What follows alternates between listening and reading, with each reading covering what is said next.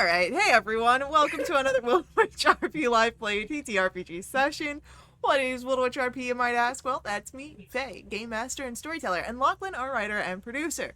We're a couple who love sharing stories, so much so that we quit our day jobs and created our own company. That way we could create high quality and exciting TTRPG experiences full-time and share them with you. And tonight we're playing D&D. This session features the Burning Veil storyline, set in our very own Velinara campaign setting. It's a deeply personal tale of trust, betrayal, magic, and magnificent ambition where the fate of the world hangs in the balance. With us at the table are several of the incredible players who have joined us on our grand endeavor. If you'd like to play alongside them, you're more than welcome to join us. You can ask in chat or hop over to our Discord where you can find out more information. And now, speaking of our awesome players, it is time for our introductions. Like I said, I'm Faye, Game Master and Storyteller. With me is Sirenscape, bringing all of our background music and sound effects. It's a fantastic and affordable sound collection that you can find at sirenscape.com.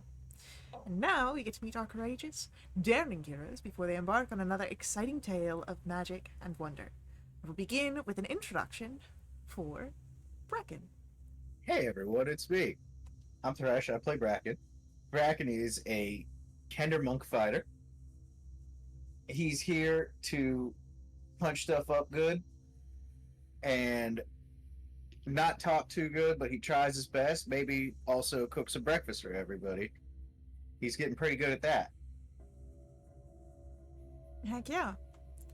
Next up for our introductions, what do we learn about Avi? Well, hi, I'm Kelsey. I play Avi. She is a half-elf bard sorcerer who cares deeply about her friends, is constantly quietly singing or humming, and is just a teeny tiny bit spooky. She'll get in your head. All right, amazing. Next up for introductions, we have Cecil. Hello, my name is Brent, and I'll be playing Cecil Darkholm. He is a forest gnome cavalier.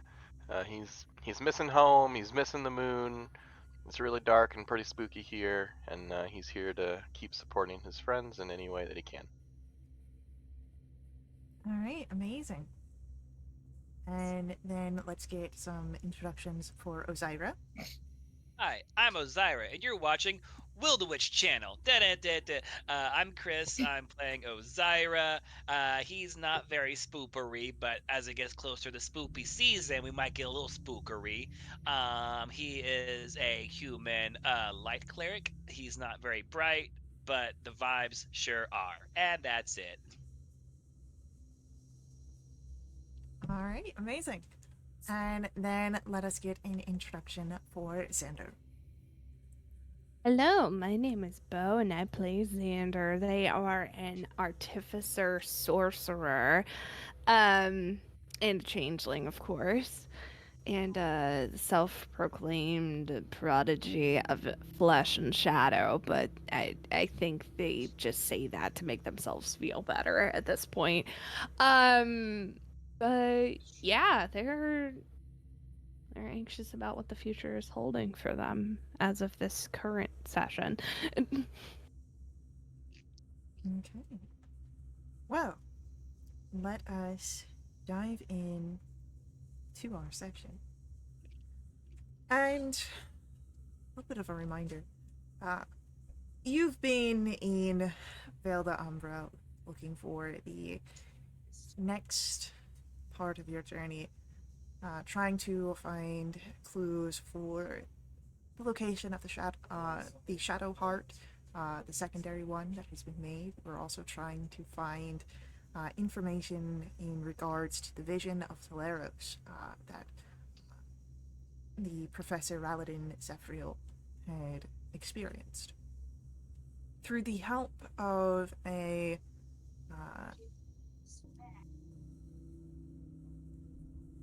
figure under the protection of the Gezidul family, a Rindarine Solinant, you were sent to Degranemesis. And that is where we are now. This is an area of decay. You met with two guides ghostly figures, Lathos and Lyra. And they've been leading you through this domain, this space. You've gotten past the exterior of this Colosseum to this antechamber. You can again hear echoes of ancient battles. The space here dimly lit. And as we are starting this off, we begin with everyone rolling for me a Constitution saving throw. Hell yeah. Oh boy. I would like to use Indomitable. Sure thing. Who first? Do I have a cool thing that I can use to reroll that? Are you a high enough level fighter? I don't know, maybe. You are not. No. But it's a 7, so contractually you're forced to let us reroll. No, I'm not. I haven't read the bylaws, but I know. Thank you, Kelsey. I appreciate it. Hey, I tried my best. Yeah, your heart was in the right place. We'll have to get some other opinions, but you know. Yeah, you can get as many opinions as you want. Uh-huh. This isn't a democracy. It is going to be Sander and Cecil, who, for now, seem to be holding strong here.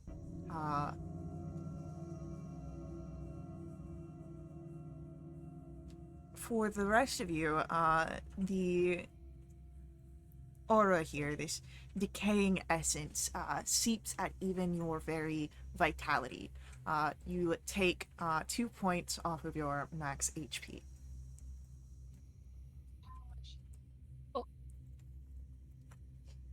I'm points off. sorry, repeat? So for Xander and Cecil, you're fine.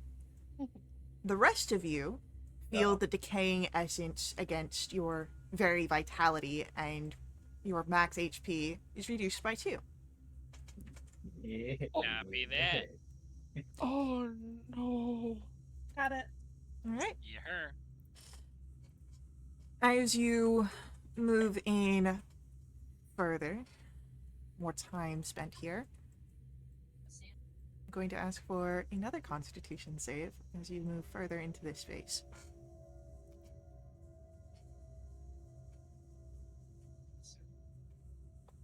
Okay. We're on the way up. We're on the way up.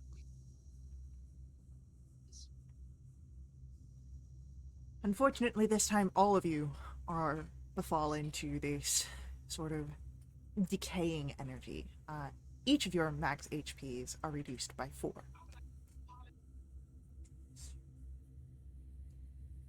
You feel lethargy, despair, as if they are not just emotions, but physical presences that claw at you and tear you down. Along the walls here, faded tapestries. Their colors perhaps at one point vibrant, muted, and torn. Threadbare. The braziers here flicker with ghostly flames. The shadows are long and dance with a eerie elegance. As you are able to see, ahead of you is some sort of shrine. Roll for me as you get closer a religion check.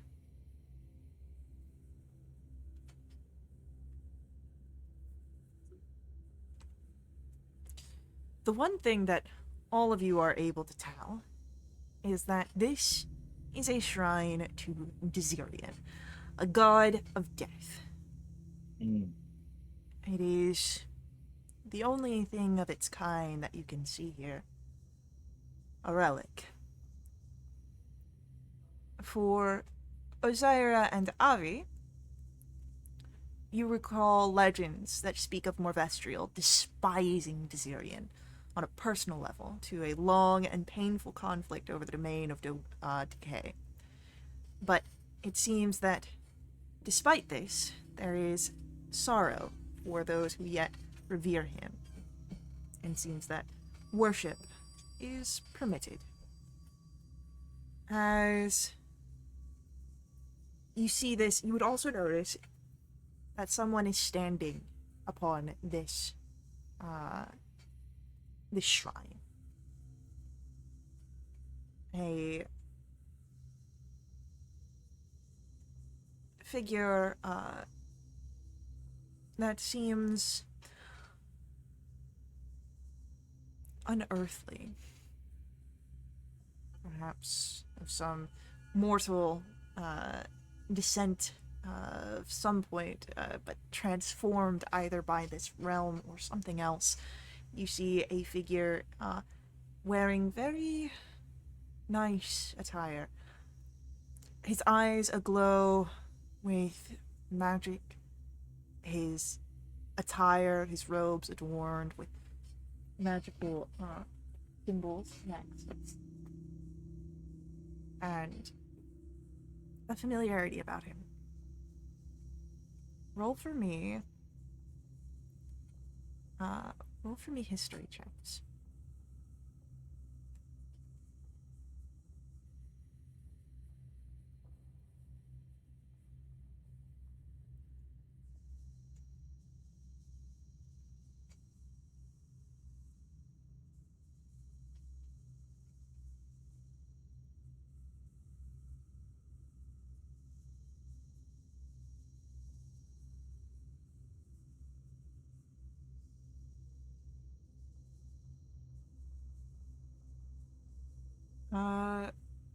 Xander, your roll isn't coming through clear for me. What was your total? It was 7. Okay. Bracken, Yes. you recall this figure. He was the mage that attacked you in Gloom Noir on behalf of the Order of Fate's Design. I see.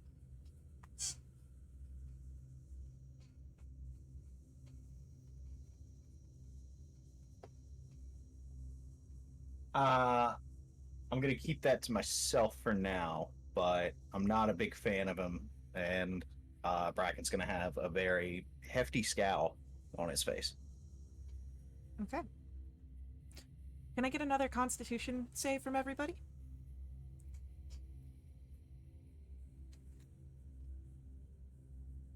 Ozira is fine. The rest of you, your max HP is reduced by 4 once again.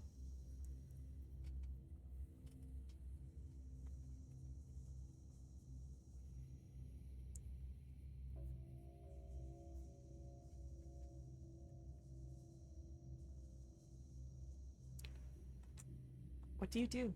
As you all would notice this figure, Bracken, of course, you would all notice there's a sort of change in his disposition. There's still this lethargy, this decaying energy around you all. What are you guys doing? Is he like busy? He's standing at the shrine. But he looks familiar, yeah. Yeah. I'll how far away? Not far. Can I walk up and like place a hand on his shoulder? Like, hey, do I know you? So as you try to walk up, you don't get all the way to him. He is a bit of a distance away. But he will turn to look at you.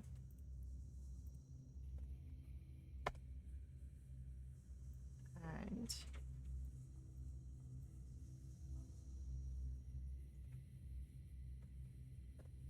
as he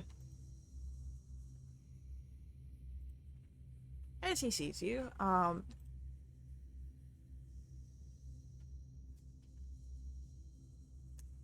I knew you would approach here soon enough.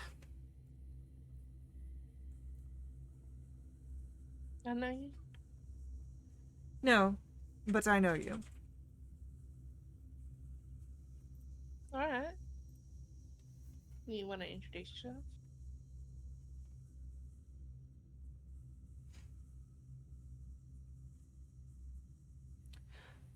Lorthandril Onatherian. I have to get you to write that one down for me. Before you even worry of any agony of fumbling, you may call me Lord.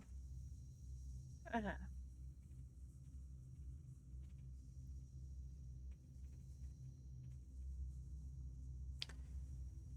Well, Lore, you waiting for us, or? I am, to make Alright. sure you progress no further.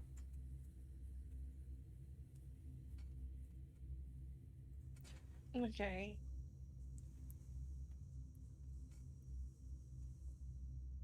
About this time, I am going to ask for another Constitution saving throw. Oh, there it is. Surely I'm fine now. Avi suffers nothing this round. Cecil is fine this round. Let's get that nat 1 Oh, in there. boy. Hell yeah. Oh my god, I can't. Xander is fine this round. Bracken, yours isn't coming through. What was your total? 6. Alright, so Osiris and Bracken, your max HPs go down by 1 this. Copy that.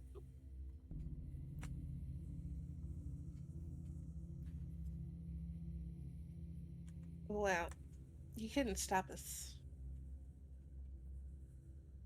I don't know who he is. Never mind. He can't stop us. I don't know why he would even try. Because that is what I must do. The Order of Fate's design is here to prevent the misuse of arcane secrets. You sure about that? Quite, as I am part of it. Hmm. Sure that's not just something they tell you?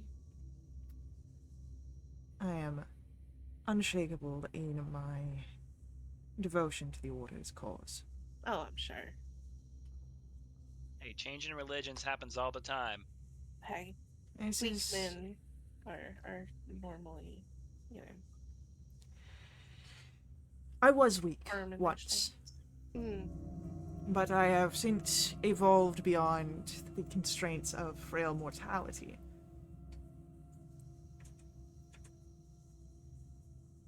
I understand that you may be seeking powers beyond your comprehension for whatever reasons you may prescribe a greater good.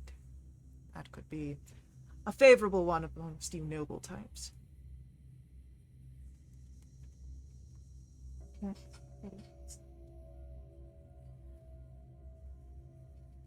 But I will not allow you to progress further. There are, again, secrets that must be kept.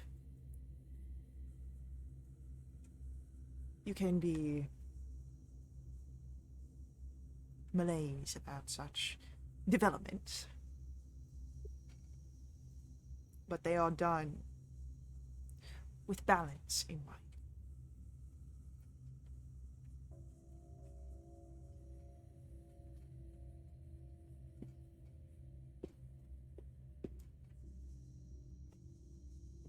Well, if you want to stop us, you're gonna have to kill us. I am prepared to fight. I've done so against your group once before. But if conversation cannot sway you,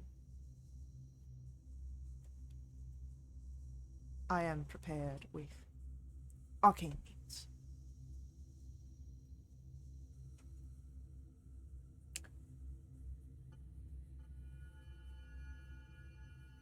If anyone wants to roll for me an insight check here. insight check.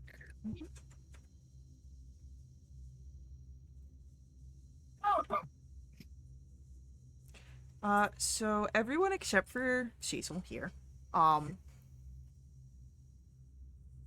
it's strange. There is an opportunity presented to you here for conversation, one that you don't typically have experienced with the Order of Fate's design. There is a chance that there can be some sort of dialogue here. Perhaps even this figure who seems to be unaffected by the strange maladies here, should he become an ally, maybe even on a temporary basis, might be able to help you in your traversal through this space. Perhaps he knows of some way to counteract the strange, decaying essence that you have found yourself combating since entering into this space.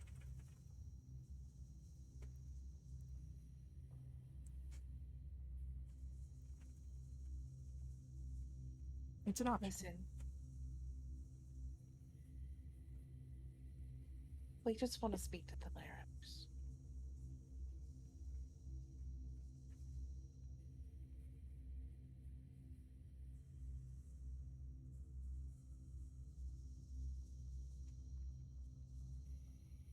And I'd really rather do it with one less dead body behind me. Sounds like an intimidation to me. Okay. There it goes. It's gone. Okay. I will keep that 13 in mind. I'm sure you will. I am. You know, your eyes might be funky. That's an 18. Sure. Don't make fun of face eyes. I have special eyes. Hey, real eyes. Oh my god.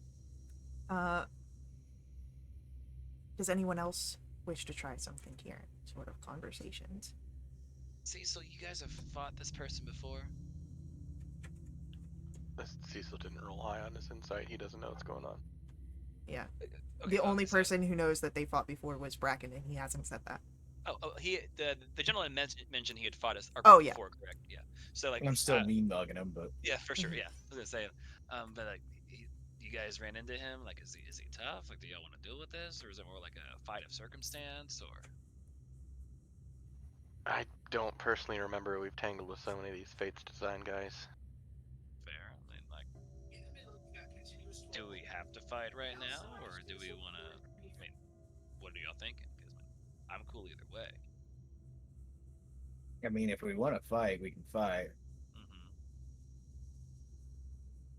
But then my question is, you know what? Never mind. What is your question?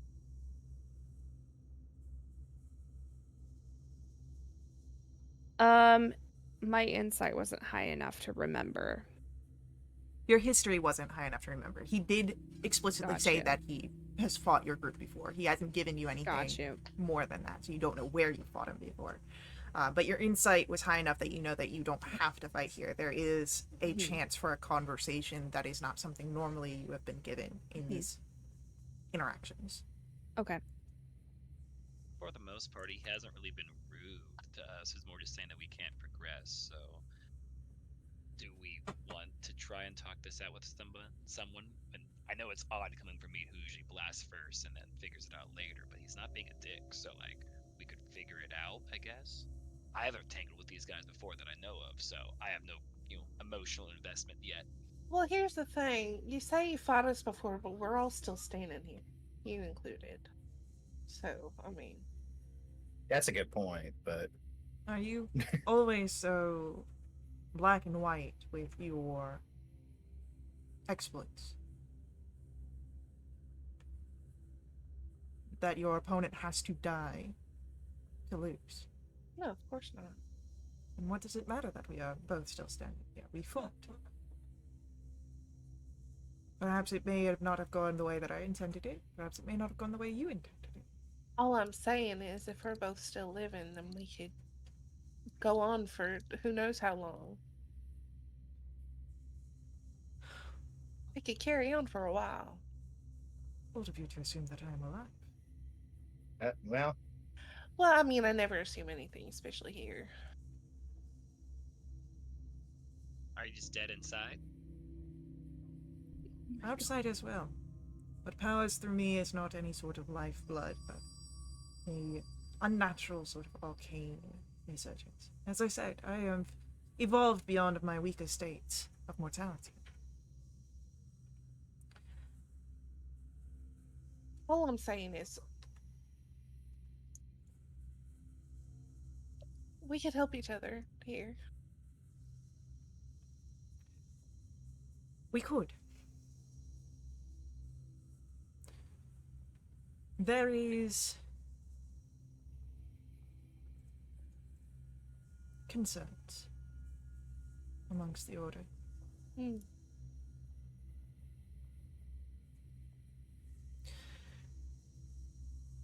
Of your recreations of the Salvation King. Sorry. Well, we had nothing to do with that. We had, we told them to tear it down.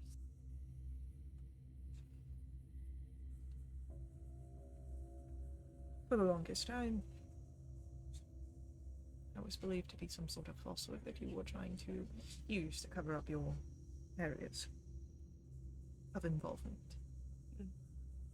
Seeing that you have been, so long as we've been watching you, quite dogged in your pursuit of the Salvation Key and information surrounding you. Well, we don't want to build another one. We want to make sure another one doesn't get built.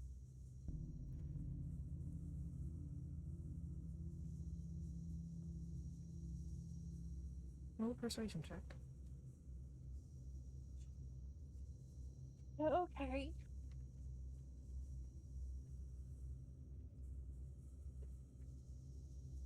It's the exact sort of doubt that your actions have been spurring amongst the Order.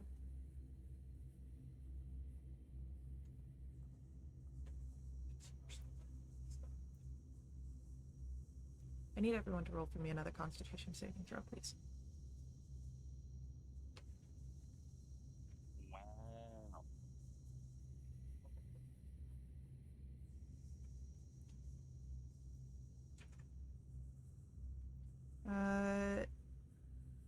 Xander, you succeed on this one. Everyone else, your max HP goes down by 1. Copy that. Abby stumbles just a little. Do please let me know if your max HP ever gets to 0. Oh, yeah, totally.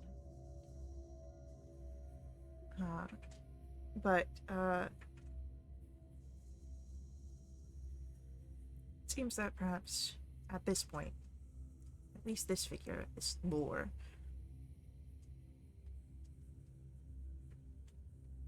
believes that your words, your efforts here to stand against the creation of Salvation Key are true.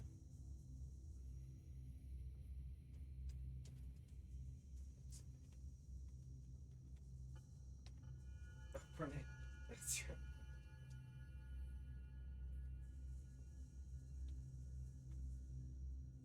Do you do anything after this sort of revelation or come to? Guys, just a heads up. I do have a spell that can help mitigate a lot of this life-sucking energy. It's not a permanent solution. It kind of lasts 10 minutes, and I can't do it all day. So if we do have some other bigger way to, stop it from happening, that would be optimal. But that is something that could happen. But I would need a rest for 8 hours to learn it and be good at it, which we might be dead before we get to that point with how much life we're losing by the minute here. All right, give me a minute. You can see why it's so important for us to speak to Thalaros more.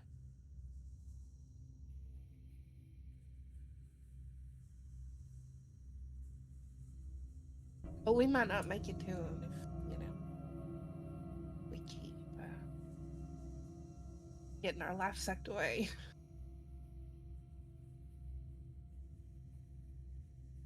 Ah, yes. The trappings of mortality. Perhaps the divine can help you, he says as he looks to the shrine of Desirian he stands upon. Though I do worry. There are conspiracies, I believe, about within the heavens, ones that have played their way into our world. Desivar, patron of the Order, is missing. She has not answered any prayers. You are welcome to try your hand. Perhaps Desirian could help in his own shrine. But who knows with this conspiracy beyond?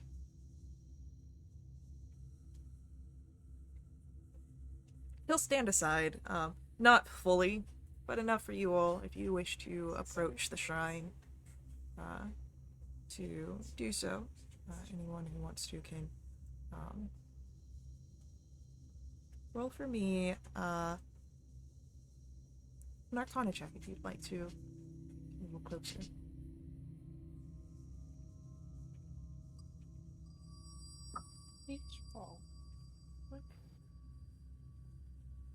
Maybe one of those days.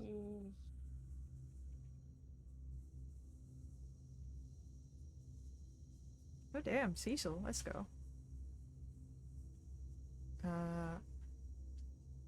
Did it not come through? I didn't see yours come through. Yeah, let's try it again. Hey, There there's we a go. roll. Hey, look at that, Bracken. Hey. So Bracken and Cecil, as you look over the shrine, as you all look over the shrine, it is Bracken and Cecil that uncover it's more than just some sort of simple relic, some artifact of some bygone time. There is a magical resonance here. You believe that perhaps by paying homage to Desirian, some sort of offering, you will be able to receive a small boon from the deity. Perhaps something to counteract what is happening here.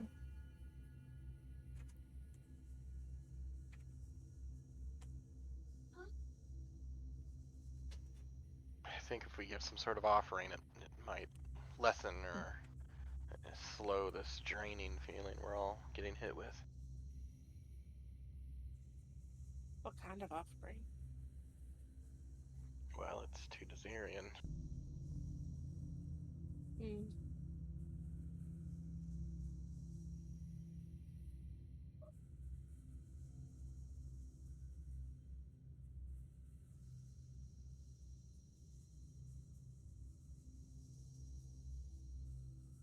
What would Desirian want?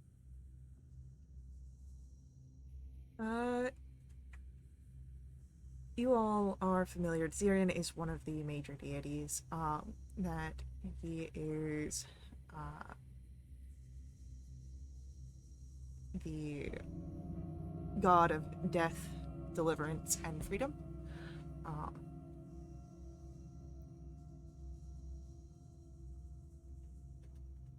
So perhaps something along those lines. Again, perhaps maybe your... It seems more and more undead friend or tenuous ally lore might be able to offer some insight. Cecil will shout him. Hey, what sort of offering does this thing take? Asher card.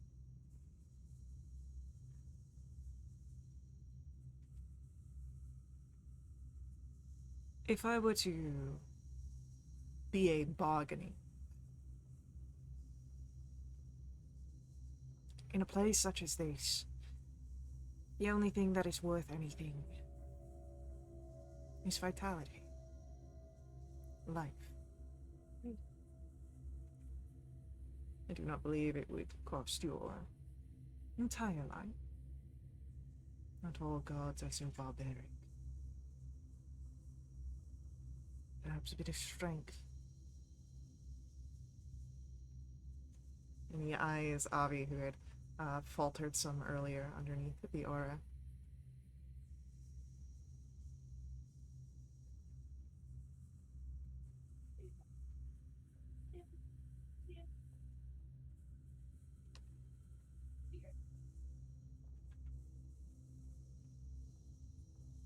All right, I'll give what's needed, and Cecil will go up and can he like concentrate his vitality and strength into this thing? Yeah. So as you concentrate, the offering here is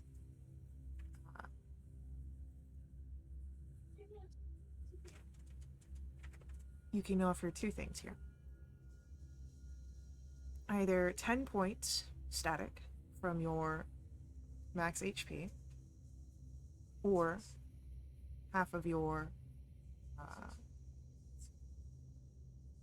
hit dice pool. Oh, we'll do the hit dice. Okay. You feel a branding upon your arm here, and you see a warding rune. You only have access, while this rune is on your arm, to those 6 hit dice, even after a long rest. All right. I'll follow Cecil's lead. Okay. Again, you have an option here. You can either offer half of your hit dice maximum, or your hit dice pool, or 10 static off of your max HP. Hit dice. Okay. You feel again that branding upon your arm. While that exists, you only have access to those 6 hit dice.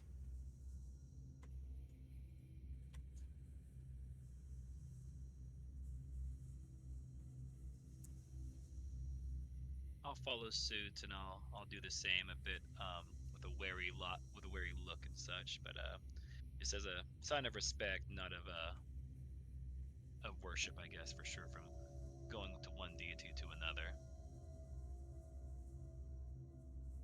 There is a familiarity here at the shrine. One recalling a orphanage that you grew up in, a temple that you grew up in. But as you make this offering, again, I'm assuming you're taking the hit dice, since you're saying going with the same. Yeah. You only have access to those 6 hit dice.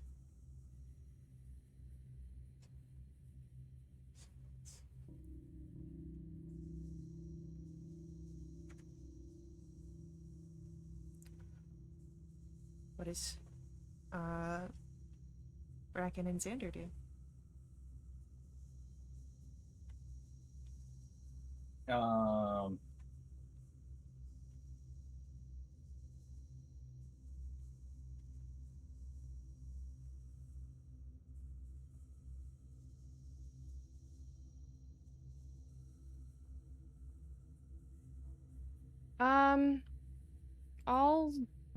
I'll do the hit dice. Okay. So, half your hit dice. You can only now use 6 at any given point while this brand exists. It's hit dice or, sorry, what was the other option? Or just 10 off your max HP. I'll take a hit die. Okay. So you only have access to 6 hit dice while this brand exists. But you, as you offer these things, are no longer affected by this aura around you. It's still heavy in the air, but it no longer claws at you, no longer drags you down.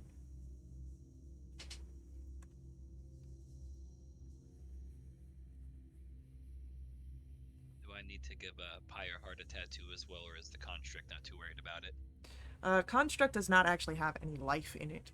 Right, that's what I was kind of thinking. That's why I didn't say anything. I just wanted to make sure before we got too much further. Yeah. So, this is just, anyone who's, alive. Fair.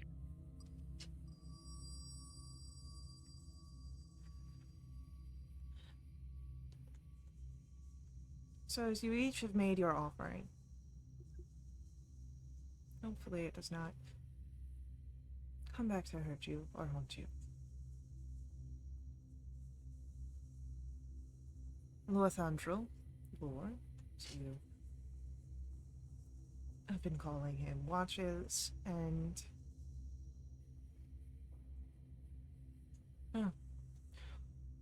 perhaps not all is lost when it comes to the divines. Perhaps you may find what you yet seek.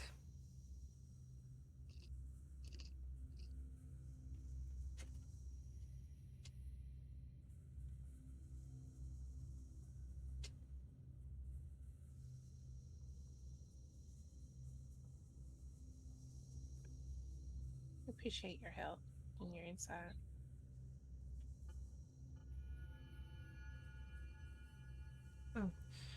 Perhaps you may see more of it.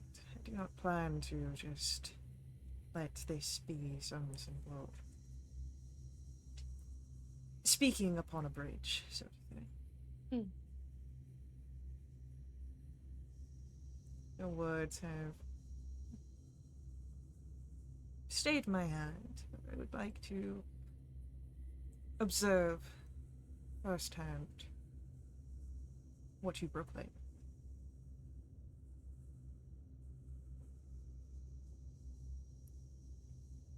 If so that only I can bring back the information to the Order of Fate's design.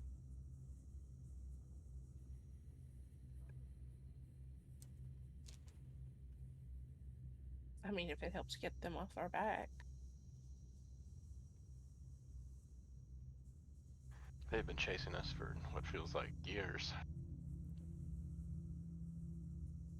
You've been going after Salvation Key, or it seems like it. Yeah, destroyed one and dismantled another. What you've experienced and what we've seen perhaps not have always been the same. As I've stated, the Order is concerned with power falling into the wrong hands. And mortals, as a general, not directed at any amongst your group, are so fond of turning stories and telling tales. Could not be quite so trusted at just your words.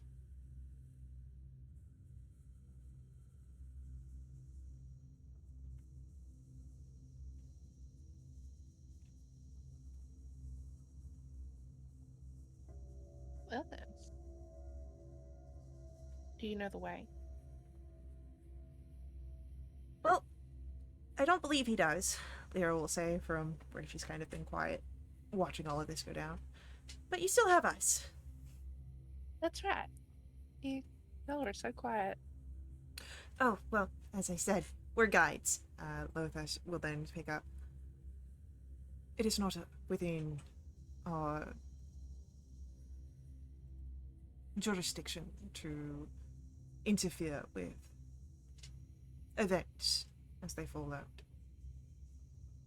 We are observers. We are guides. That is the limitations of our aid.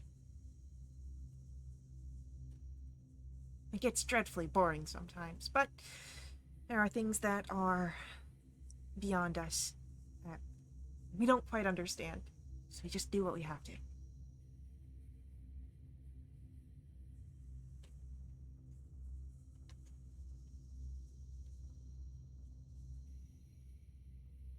Should we carry on then? If you're ready. I am. Oh, we're ready. Absolutely. Yeah. Yeah. If they are ready, I am ready. Then follow us, Thus says.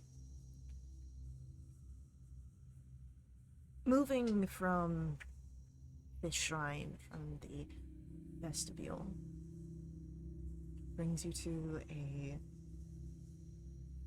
long, somber hall.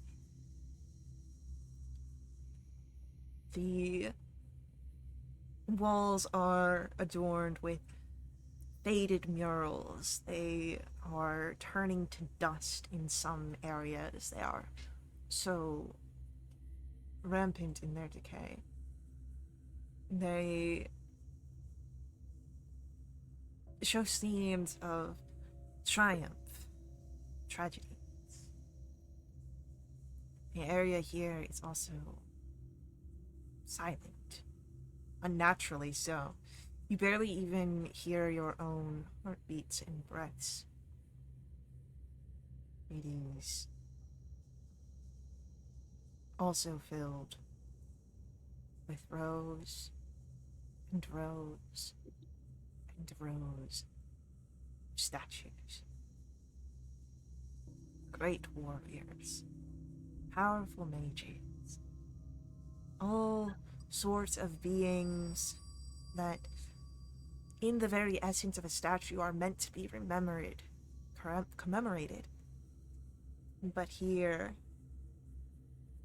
their visages corrode. They fall to ruin. And then you see another statue take its place. In this strange, never-ending cycle as you walk. Every so often, breaking between the murals are mirrors.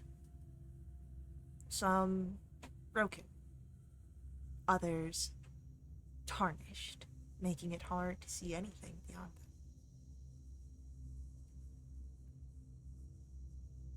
them. And anytime you do catch a glimpse of yourself in one of these mirrors, it is strange, specter-like, as if you're not quite fully there.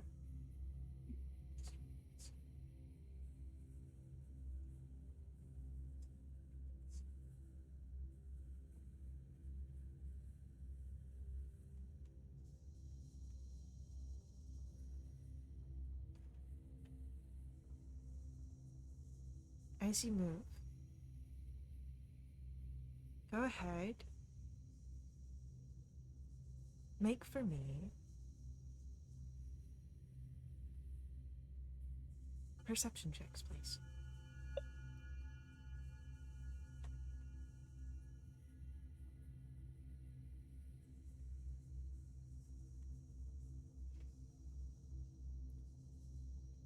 Bracken, Sander, two of you spot something. Each of you seeing something different. On either side of the space, you catch glimpses of yourselves in these statues. Older.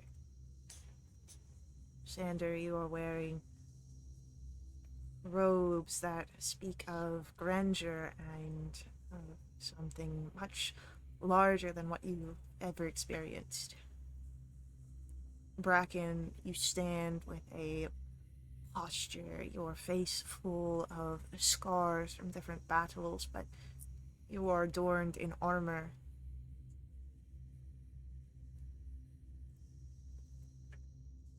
What you do is you catch these glimpses of a statue, one for each of you.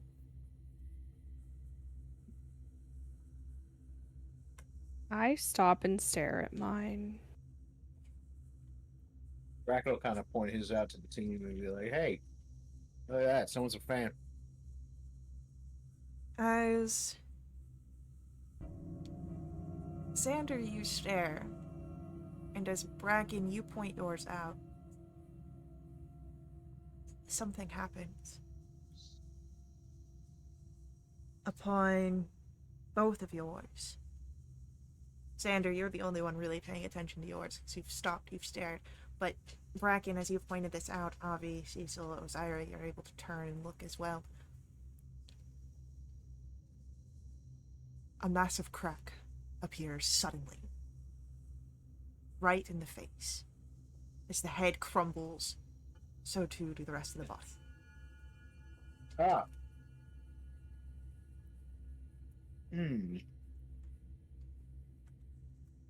Can you make me a wisdom save as you two watch this?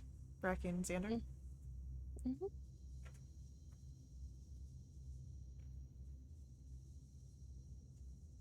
Is that a wisdom saving throw? Wisdom saving throw. Okay. Sorry, Both of you are a little shaken by the event, and you feel that sort of energy seep in of the space around you, this sort of solemnness. And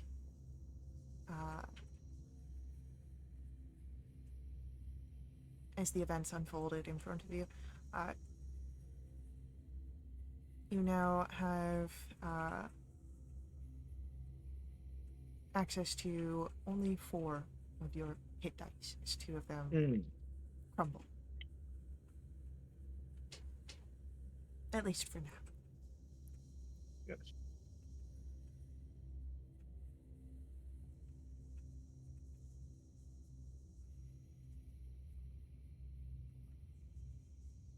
Well, they must have not then been that big a fan. I ain't built it yet. Let's just do what we came here to do and get out of here. honestly,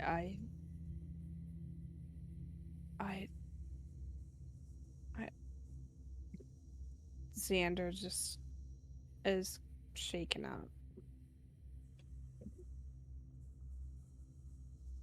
If anyone would like to roll perhaps Arcana or Insight check here, you are welcome to do so.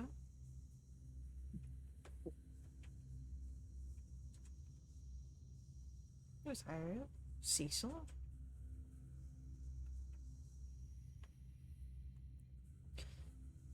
Bracken seems still a little shook up here. But Osiris and Cecil, you don't believe that these statues are any sort of portents or omens. They don't hold secrets to an unavoidable fate. They perhaps just reflect what happens in the plane of death and decay, where souls pass close to the final demise.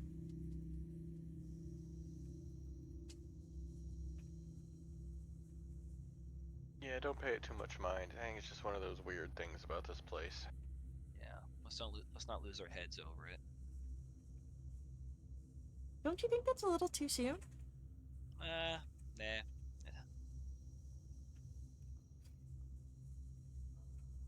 With a shrug, you continue down this solemn hall.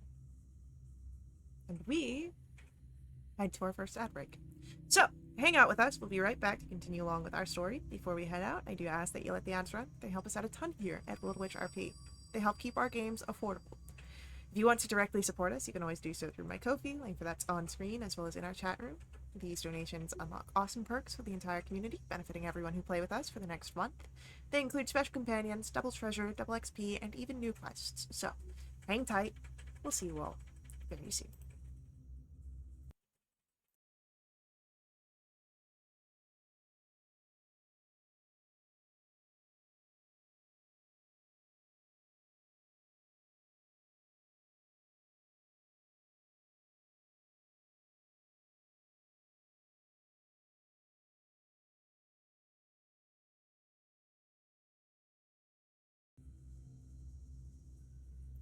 Alright, hey everyone, we're back. As we are returning, you guys are moving through the Agnemesis, this space of decay, the domain of Morvestrial. You do have, luckily, some guides to help you in the forms of Lothus and Lyra, but you've also come across, it seems, a tentative ally in the form of Lure from the Order of Fate's design. You're passing through this long, solemn hallway filled with shifting statues, which are strange because you watch as they crumble, but it is in silence as they fall. You've seen some that resemble your companions. Xander has seen themselves, Bracken himself, and has pointed, of course, he's to everyone else. As you are walking through this space, what are you guys doing? Do you have any sort of insights? Any sort of conversations? Are you trying to find your own statues here? What are you doing? Well, that's all mine, so I'm looking for everyone else's. I want to see what theirs look like. I'm trying not to look at them, but morbid curiosity has got me just glancing at them. Okay. Perception or investigation. And that's for Bracken as well.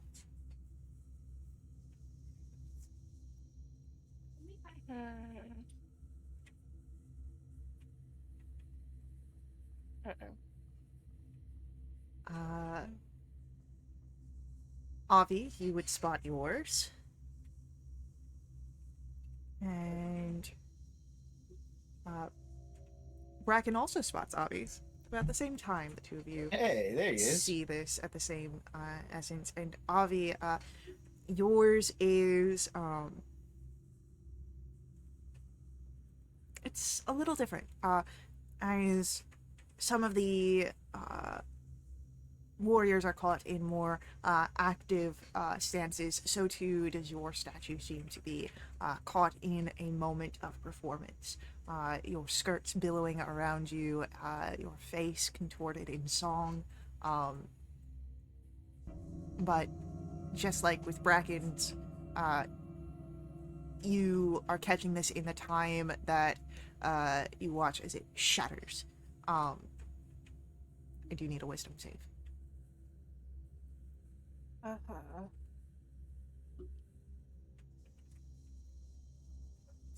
Man, whoever built these didn't do a great job. Avi, you also are now down to only 4 of your hit dice that you can call upon from your pool. Cool.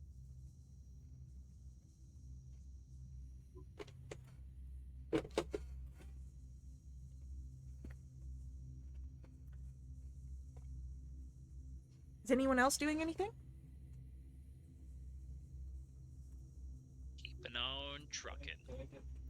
Cecil's just trying to push ahead.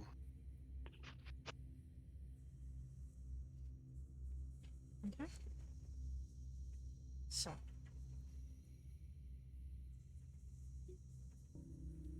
As your group continues on,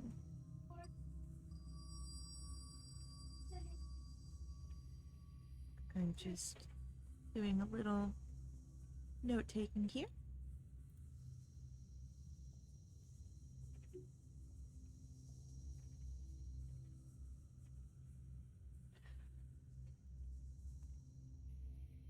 Your group continues in the darkened area.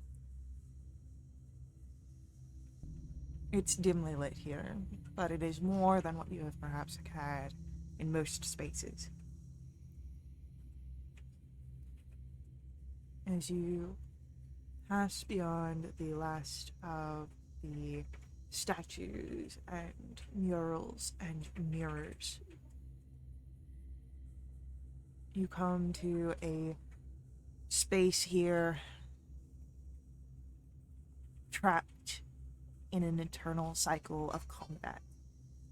You see playing out in the dust memories, echoes, specters of champions, monsters, spirits of the fallen that linger on, whether they were victorious, whether they failed.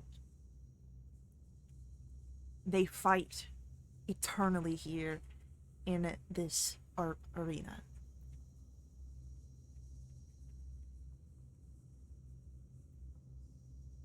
It is once grand, but now crumbles. The benches are covered with a thick layer of dust, of debris. The sands are blood-stained and stretch out before you,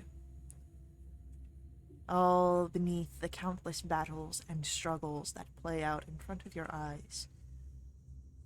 Amidst this, broken weapons and shattered armor litter the ground. Bones of fallen warriors strewn about carelessly, recklessly, left forgotten where they lie.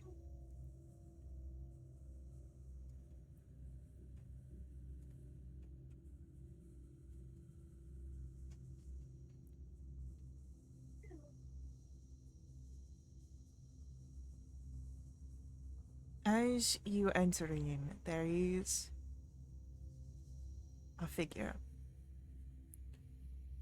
enshrouded in ethereal mists, writhing and quailing as tendrils and shadows. A figure makes herself known, and as she speaks, it is directed to you. Welcome, pilgrims.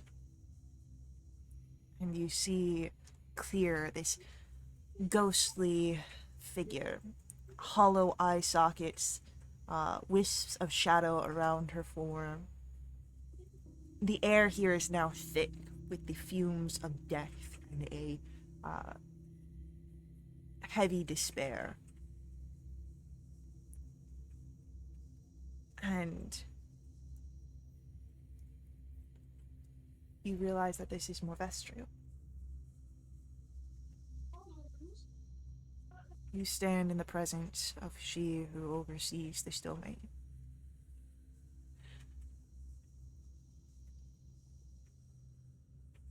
I can tell from your hearts, you do not come to pay me homage.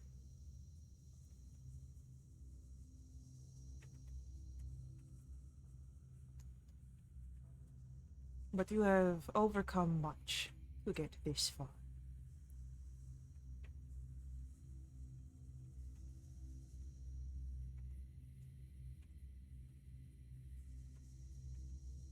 To continue upon your journey, you must still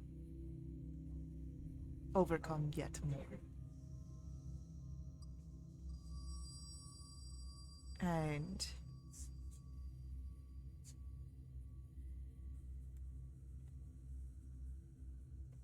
as she stands there,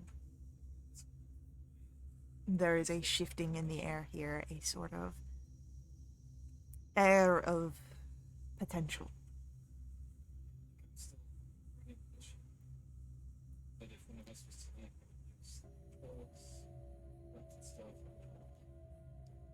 What are we meant to do? Fight. That is all that you can do in life. Whether it is against those you hate or for those you love.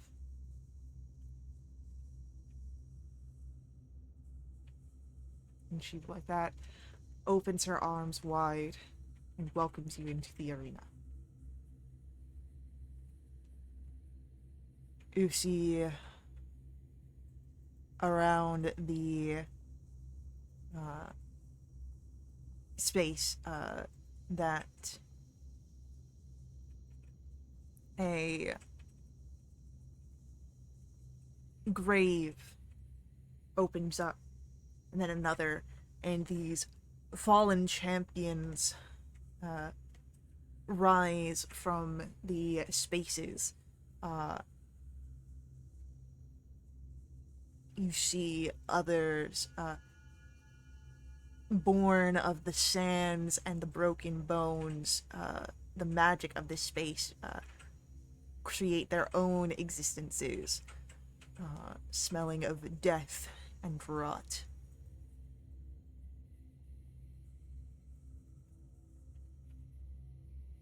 what will this prove?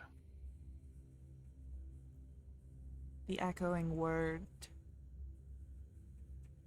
If you are worthy to stand in front of me truly.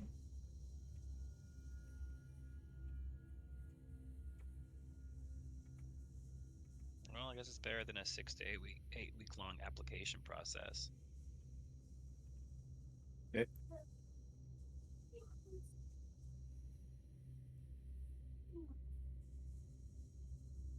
What you seek is beyond her sanctum. Lyra will say. So, I mean, if you win here, you're on the way. If you don't, well, you gave it your best shot.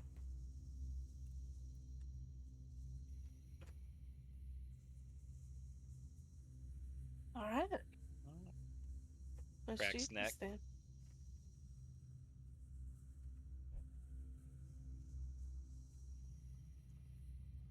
All Right, right. it is, huh?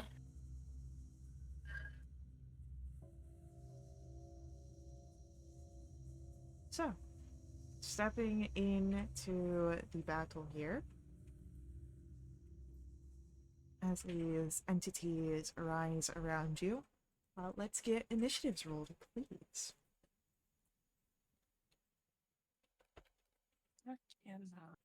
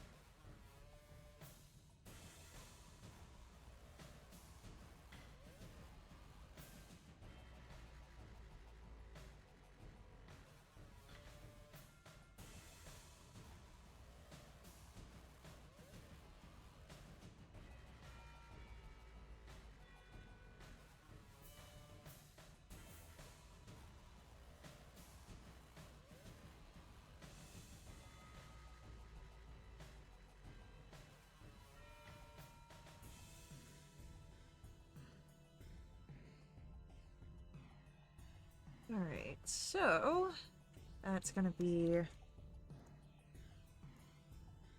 Bracken first. And after Bracken is going to be Zyra. Then we have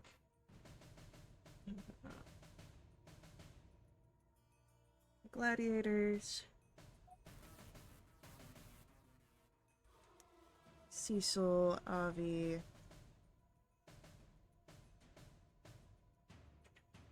Sander, and then our behemoths.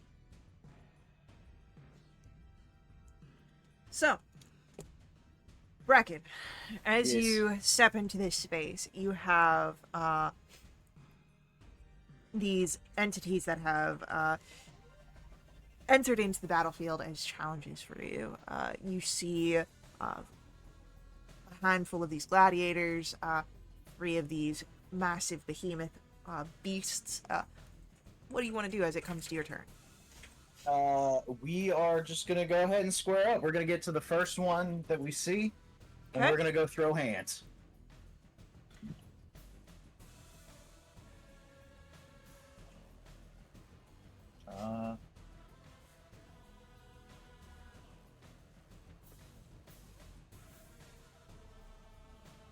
It's 12 hit.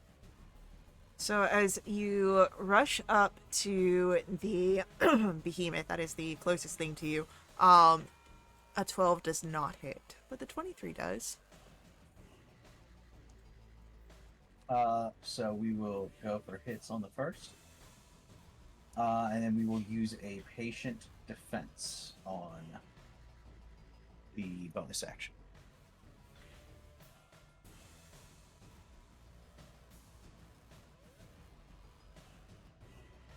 Alrighty.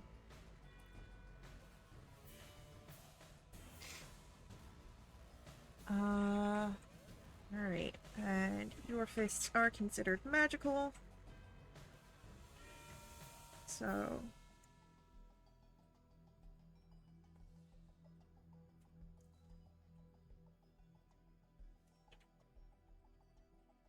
with that, it is Osiris' turn.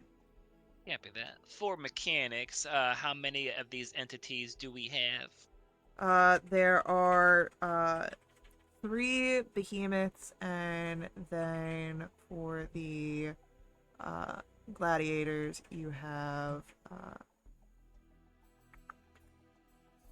there are 5 gladiators. Okie dokie. And then are they encircling us, or are they all together in one spot coming towards us? They come from all around the arena. Okay, cool. And then in terms of distance, like 15 or 30 feet away, I guess. Varying. Again, they come from all around the arena. Okay, that's close. So the closest one would be about 20 feet away, and Bracken is right next to it. Cool. Thank you, thank you.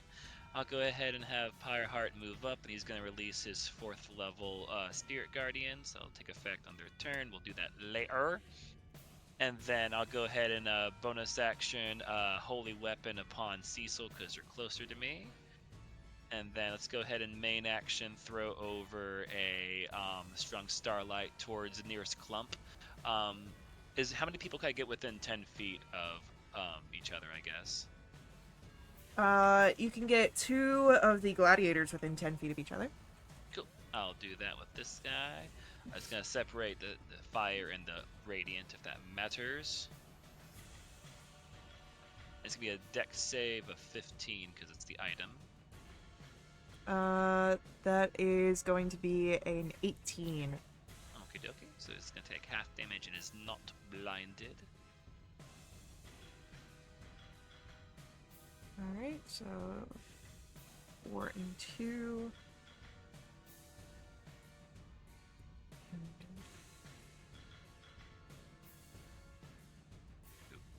And I'll have moved Pyreheart into the range for as many as he could get within that Spirit Guardians, but I'm assuming they're a bit scattered, so just as many as he can, but I don't expect to be more than 3 or 4. Okay. I thought Pyreheart moved up to the one next to Bracken. Yeah, I can do that.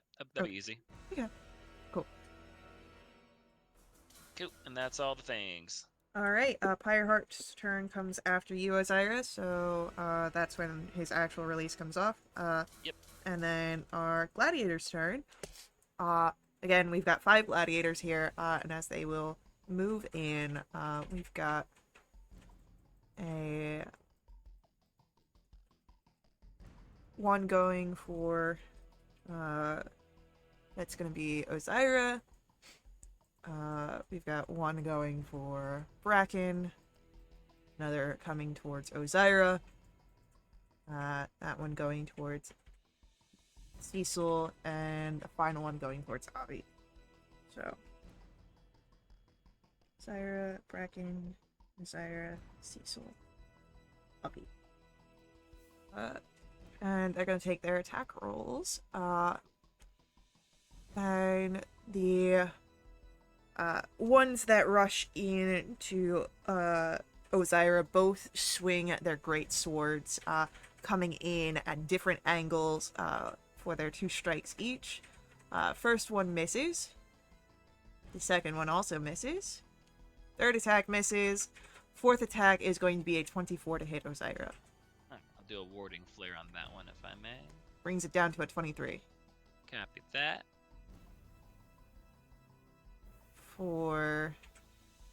That's going to be 20 points of slashing damage. Alrighty. I'll make that con save. Bang, bang, bang.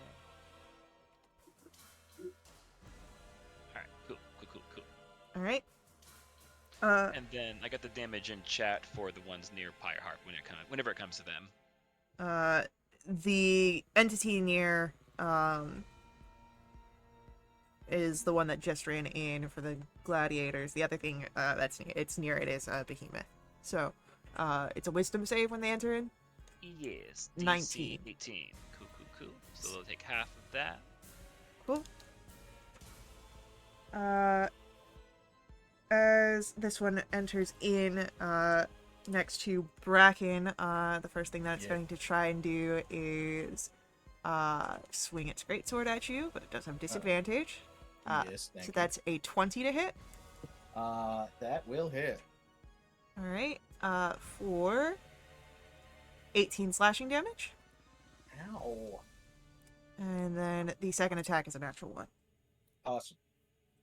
And then it is going to be the one near Cecil. As the one rushes over at Cecil, it has a shield in one hand and is going to try and bash into you with a 23 to hit. That will hit. For 19 bludgeoning damage, and I need a strength saving throw. 22. Alright, you are not knocked prone, but he is going to take his second attack with a blade in his other hand and try and stab into you. With a 21. That will hit. And that will be it for 14 piercing damage. And then Avi, you have a figure with a spear coming at you with 2 stabs of the spear. Okay. That is a 25 on the first attack. Just misses. That'll be for 14 piercing damage. That's And then the second attack is a 12 to hit. that actually just misses. Alright. With that, it is the end of our gladiator's turn. Cecil, it's your turn. I'll swing back at this guy. Yeah, go for it. 17. 17 just misses. 3 misses. Alright. All right, someone else is getting a holy weapon That's it. next time. So, those are unfortunately 3 misses. But it is going to be Avi's turn next.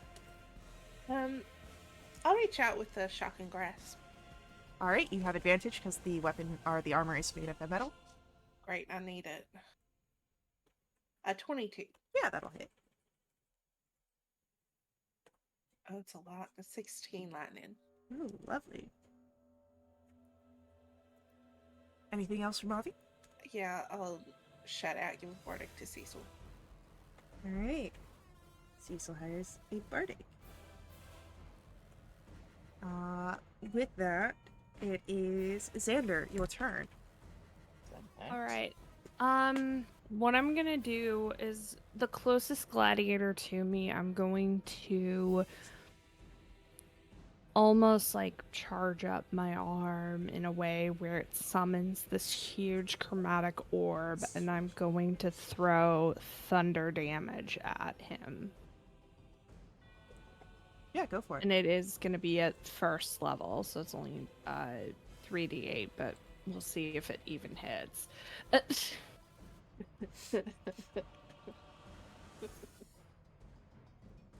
21. 21 will hit.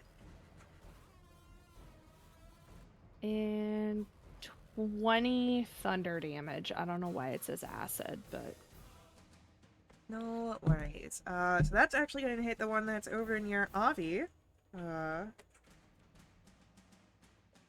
And there's this sort of resounding, thunderous impact.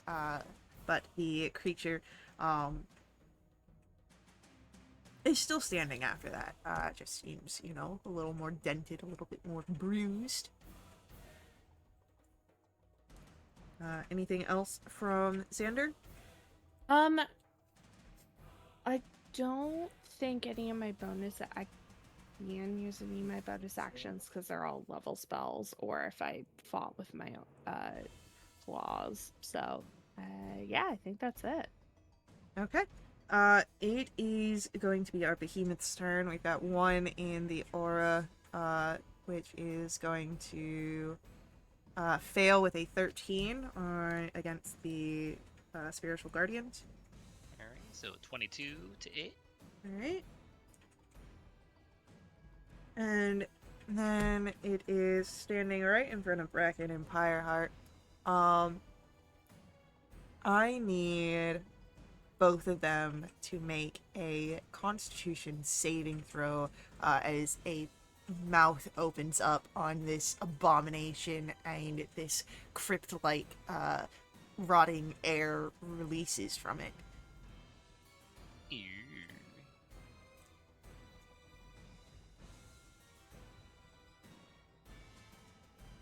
All right. So Bracken fails, and then I Yes. need Pyreheart's roll as well. Oh, it's not going through. It was a 14. Okay, 14. That is another fail. 2 passes. And that's going to be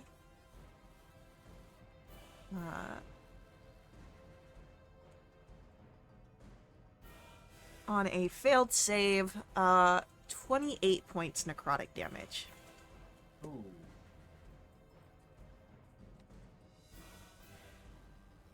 Ready? And If he maintains concentration. Come on, buddy, you got this. You can do Hey, look, he got this. Yeah, it's all good. Hell yeah, 18. all right. Boy. And the mouth sort of disappears at that point. The amalgamation of body pieces and bloodied sand closing back up. But you do notice the other behemoths slowly making their way closer towards the group. Bracken, it's your turn. So that thing that just spit up all over me Yeah. with its rotten breath. Yeah. Do I have flanking on? No, but Or is it too Pyreheart big? is here. Gotcha. I will flank with Fireheart. Okay. And we will go for it. That misses. Come on. It's another miss. We're gonna go for a flurry of blows. Go for it. That Okay, there we hits. go. There we go. That's a good one. Oh, there it is. A nat 20, nice. There you Yummy, go. yummy. We're going to go ahead and spend some superiority dice here as well. Okay. Can I get?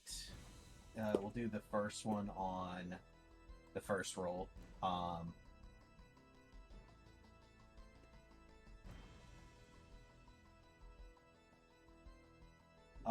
Plus a D8. And I need a strength saving throw, please.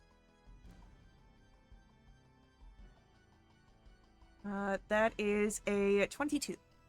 That passes. And then we will roll for our...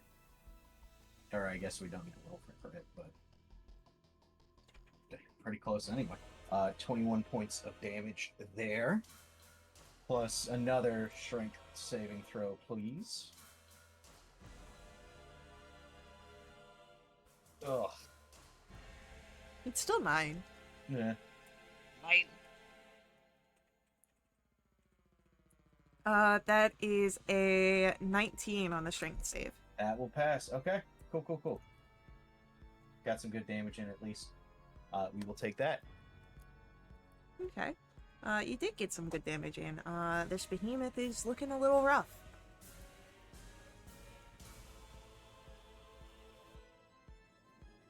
It is Osiris' turn next. Oh, ready? I believe some folks did move in a bit closer. How many do you think I could get within 30 feet of me? You've got the 2 that are definitely on you. The one on Yeah. Cecil, the one on Bracken, the behemoth on Bracken, the one on Avi. Glorious. I'll go ahead and do a Radiance of the Dawn then. And not too bad. Be a con save of 18. All right, so that is the behemoth gets a 25. Chonky boy. Oh yeah. And then for our gladiators, we have 20, 11, 13, 25, and 23. Be a 22 on a failure, 11 on a success. Alright, so I believe only 2 of them failed. So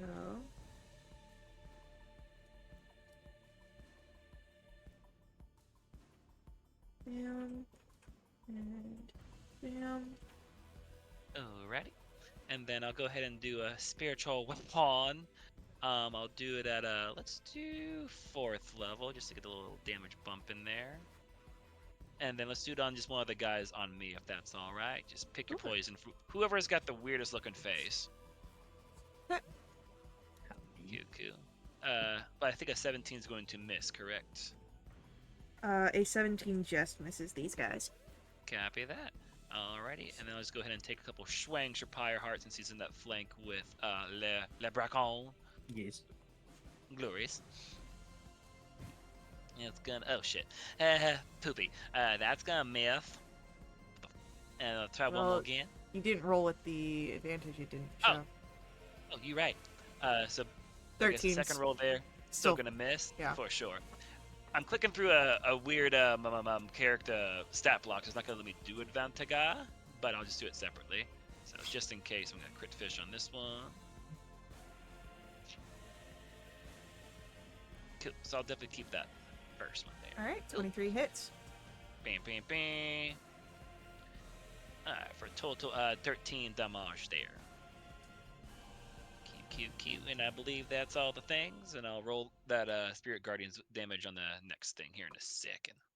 Okay. It is the gladiator's turn, of which there is one in the Oofers. range of that. Wisdom save. That is an 18 on the wisdom save. Cool, meets it, beats it. He'll take 6, because that was a pretty bad roll.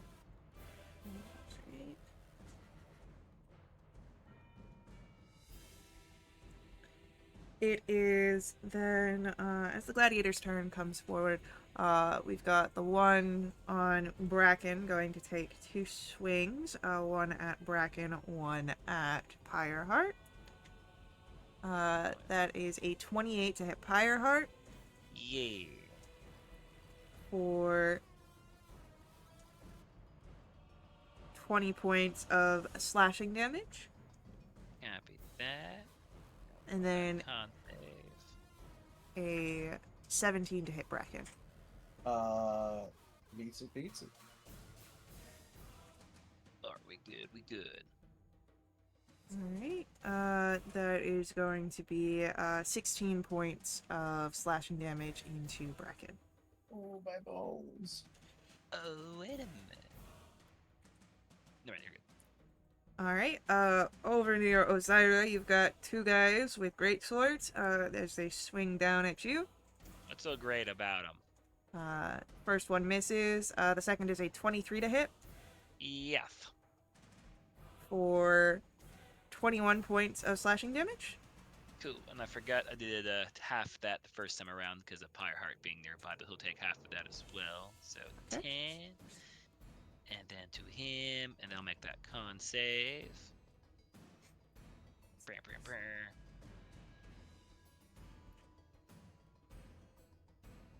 Whew. Goody, we're vibing. Yeah. Alright, second attack is a 17 to hit, Negative. and the last is a 15. Glorious. Cecil, guy in front of you is going to try and shield bash you again with a natural 20. I'll go ahead and do a warding flare on that one if I may. Was it Pyreheart's reaction to take half or yours? No reaction required. It's just him Okay. existing. Then yeah. Brings that down to a 28. You're welcome. I think. It's no longer a crit. Yeah, right. Doing the Lord's work.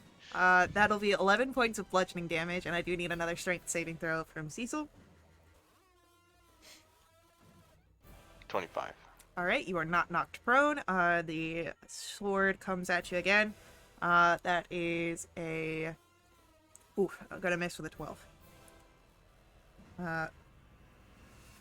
The spear holder is going to take one stab towards Avi with an 18. Yeah. How close is Avi to me? Because we never really moved. I'd say you could be somewhere within 10 feet. Okay, thanks. That'll be for 13 points of piercing damage to Avi. And then the second attack of the spear thrower is going to throw it at Sander. That is a 29 to hit Sander That hits. for 13 points of piercing damage.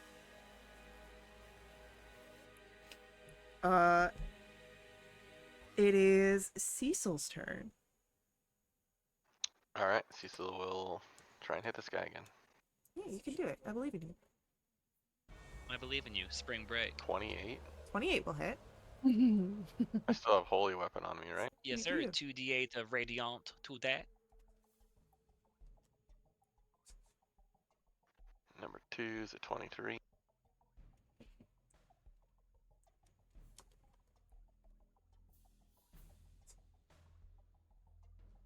Third attack is I don't know, 15 it looks like. 15 misses. Okay, I will bonus action Second Wind and use a Fey Restoration on top of that. Okay. Faye over here restoring people. Don't say that I've never been nice. Alright, with that, anything else from Cecil? I don't believe so. That's it. Avi, it's your turn. Okay. We'll just reach out and do another shocking grasp. Yeah, go for it. Which really goes 26. Yep. 11 lightning. Beautiful. And then I'm going to quicken spell. Yeah, I'm gonna quicken spell a 4th level pulse life. Hell yeah. Ooh, that's nice. That is very good. And anything else from Avi? That's all. Xander, we come to your turn. Play. I think that we are going to attack with my claws. Is the closest gladiator down or? You've got one, I would say, where you're standing. The closest one would either be the one on Avi or the one on Cecil. They're about equidistant from you. Okay. I will get the one on Avi. Okay. And I'm gonna attack twice. Let's hope they I both... will say, before you make that roll, Avi is in melee with this creature, so you Okay. can close a flank if you want to get advantage. Ooh, let's close the flank. So it'd be advantage for both rolls. Yeah, any melee attack while you are in the flank between you and Avi are going to be at advantage. Cool.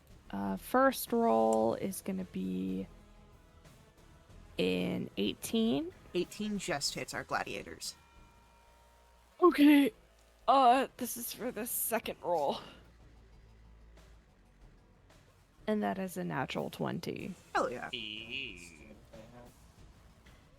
So, oops.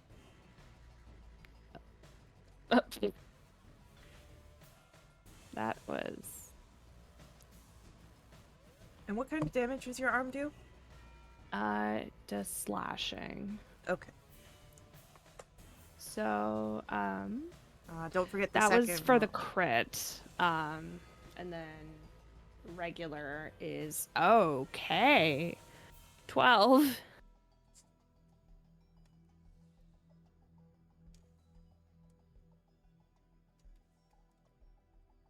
Okay. Guy's looking pretty rough. But again, he's still up, still in a fighting condition here. For now. Yippee. And that is going to be our behemoths go. Again, behemoths are getting a little closer here. And chat has redeemed a +1 to everyone's attack rolls for the rest of the session. Woo, nice. Hey, just in case, we've been kind of been a bit shy. You guys have been doing fine. As the behemoths get a little closer here, again, they do seem to move slowly, but we've got the one between Bracken and Pyreheart, which will make its wisdom save, which gets a 18 on. Meets it, beats it, yeah. God, man, the fact that it got an 18, I'm Hey, surprised good at for that. it. Hey, good for him. He deserved the best. Alright, and what was the amount on that? I'm just gonna reroll. I can't remember. Totally fine. Cool. It's be a 15, so down to 7. Yep. Alrighty. This behemoth's starting to look a little worse for wear. But it is going to make 2 slam attacks. And that's going to be 1 at Bracken. No. With a 16 to try and hit. That fails. And then 1 towards Pyreheart with a 20 to hit. Yeah. Or that's only going to be 11 bludgeoning. Copy that. And here's that cone save. We're vibing. We're having a great time. But Hell you yeah. would notice that another mouth is beginning to appear on this creature. It might have that breath back. No. Yeah. Gross. So something to be aware of as it's the end of the behemoth's turn. Bracken, it's your go. We are gonna go for more pouches. Yeah, go for it. Maybe if you take this thing down, it can't hurt you. Yeah, that'd be cool. I'm assuming that It misses. does miss. A That one might hit. 17 just hits. Awesome. We're gonna flurry of blows it and roll it all at once. Yeah, go for it. Sweet. Another hit. And another hit.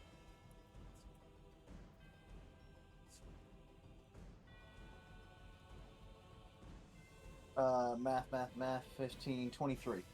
Yep. And anything else? No. That will be all from Bracken. Cool. It is Osiris' turn. Ooh, all my friends should be within 60 feet of me, and there's at least 6 of us. So let's go ahead and get a mass cure wounds going. Yeah, go for it. I got a couple 1s in there, unfortunately, but a total of 20 healing to everybody. Yay. Yeah, Thank bam. you. You're her. And then let's go ahead and get a wee bonk from a spiritual weapon onto my guy. Yeah, go for it. There we go. That hits. Glorious. Alright, for 11. And then let's throw in that little shadow thingamajigger. I got a D6, and what's the newest upgrade? It's an additional D6? Yeah, it's 2d6 at this point, I believe. Copy that, thank you. Cool. For 10 more necrotic, in case it does anything different. You would notice that our gladiators seem resistant to necrotic Yeah. damage. Gotta track, just wanna make sure, just for vibes, you know. I mean, Ba-ba. he still seems to take it. Oh, for sure. Alrighty, Piehearts go. He's gonna heal 10, and he's gonna go for a swang or two. Still on the flank. Let's see if I can. Okay. Alright, and then just gonna do a little wee crit fish. Whew, I'm glad we got that guy out of the way. Woo! The wrong kind of crit. Hey, listen.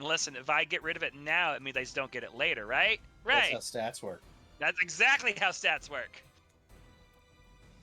Oh, baby, there it is. All right, yeah. So we've got one critical hit and then another just standard hit. Yeah, so here's La Standard. Bad standard. 2, 1, so 8. And then next one's just here's that. Cool. Alright, so then let's get the extra 12 on top of that. For 24. I believe with Bone Counter, you get a gold piece whenever you kill an undead? Yeah. So Or you- a single silver piece, yes. Oh, a It single appears in my silver po- piece. Yeah, Yeah. right.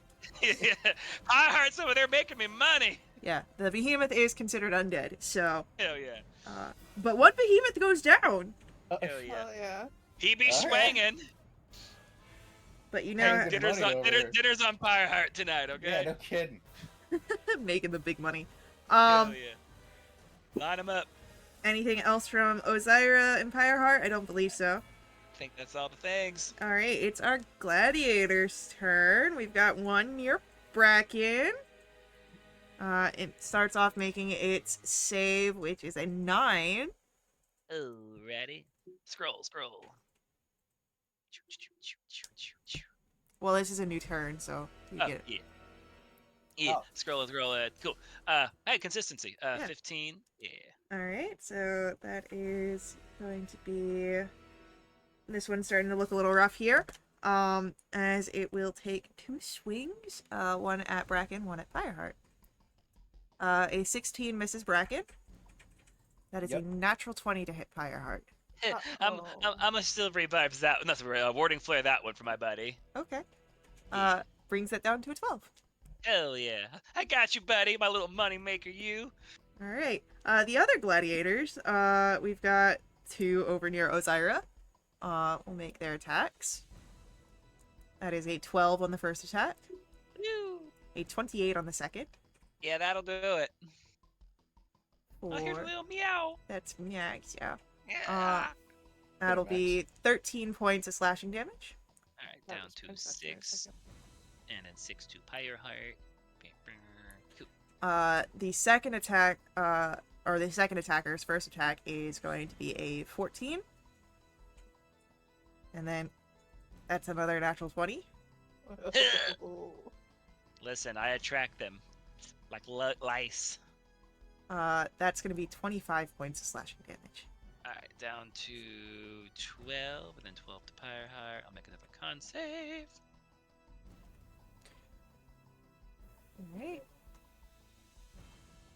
Alright. Cecil, that is a 29 to hit you. Yes. That'll be for 11 bludgeoning. And I need a strength save. Oh, you got this. Easy. 28. Class. You are not knocked prone. And then that is a 13 to try and stab you. That will miss. Alright. Avi, Uh-huh. you've got a gladiator here near to you that lost its weapon, so he's just gonna try and punch you once and try and punch Xander the second time. That's pretty rude. He is pretty rude. That is a 14 to try and hit Avi. Yeah. That'll be 7 points of bludgeoning damage. Great. That is a 13 to try and hit Xander. Misses. Alright, then you're fine. And that's it for our gladiators. Cecil, we come to your turn. I'm gonna swing at this guy again. Go for it. 27. Yeah, that'll hit. Holy weapon. Yeah, they're... 14. 12. God damn it. Fortunately, those Telling are me. more misses. That's it. Okay. Don't forget you do have a bardic inspiration. Oh, I'll use. Can I use it on that 14? Yeah, if you want to use it on the 14, I'll let Is you. it an 8 or a 10? It's an 8. 18 hit? 18 will hit. Nice.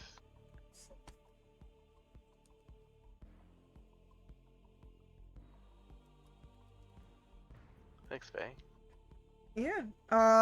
This Thanks, Avi. creature is hanging in by a very thin thread.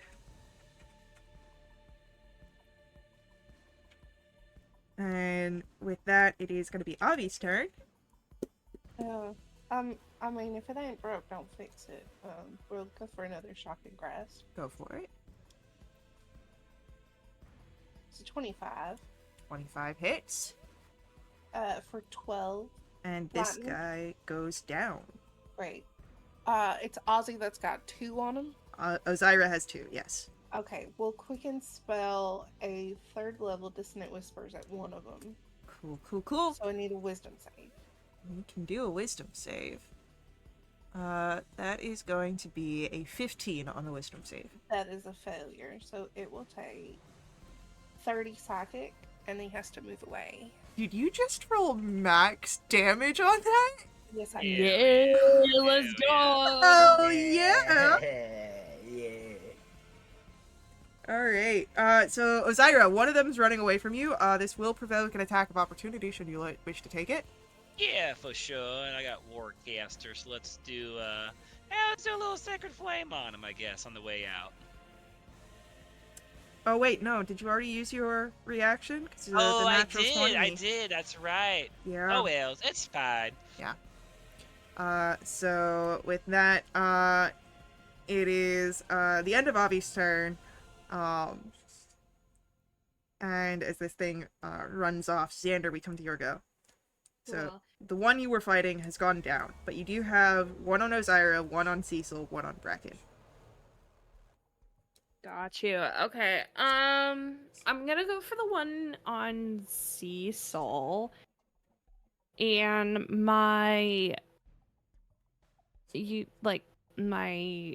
the energy around me starts crackling, and I wind up for another chromatic orb.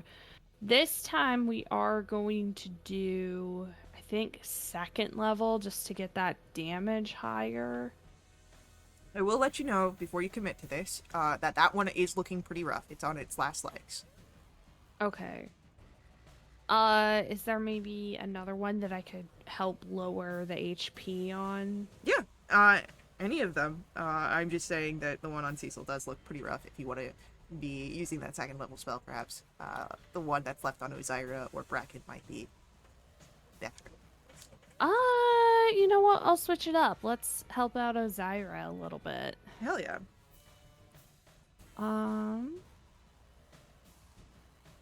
Roll. Oh, I see what I'm doing. All right, and we are gonna do thunder damage. Okay. 15. Unfortunately misses. Could I use my reaction to Flash of Genius it and add +3? Does that work on spell attacks? Oh crap! No, it's just saving throws. Never mind. Okay. Alright.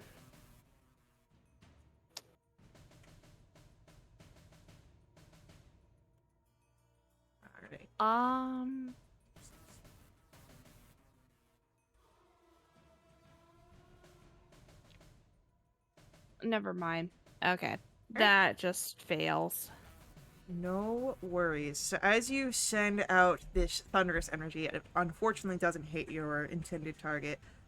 It is, at the end of Xander's turn, going to be our next ad break. So, hang out with us. We'll be right back to continue along with our combat. We'll see where our heroes get. But before we get to that point, I do just ask that you let the ads run. They help us out a ton here at Wildewitch RP. They help keep our games affordable.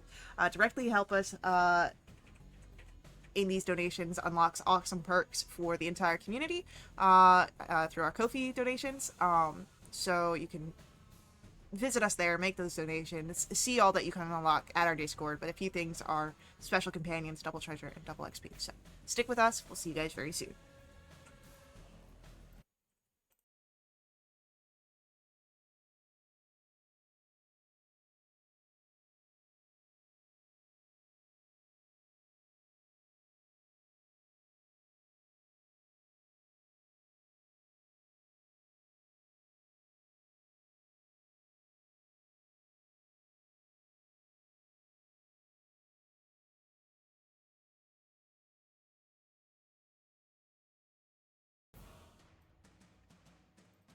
Alrighty, as we are back, it is becoming our behemoth's turn.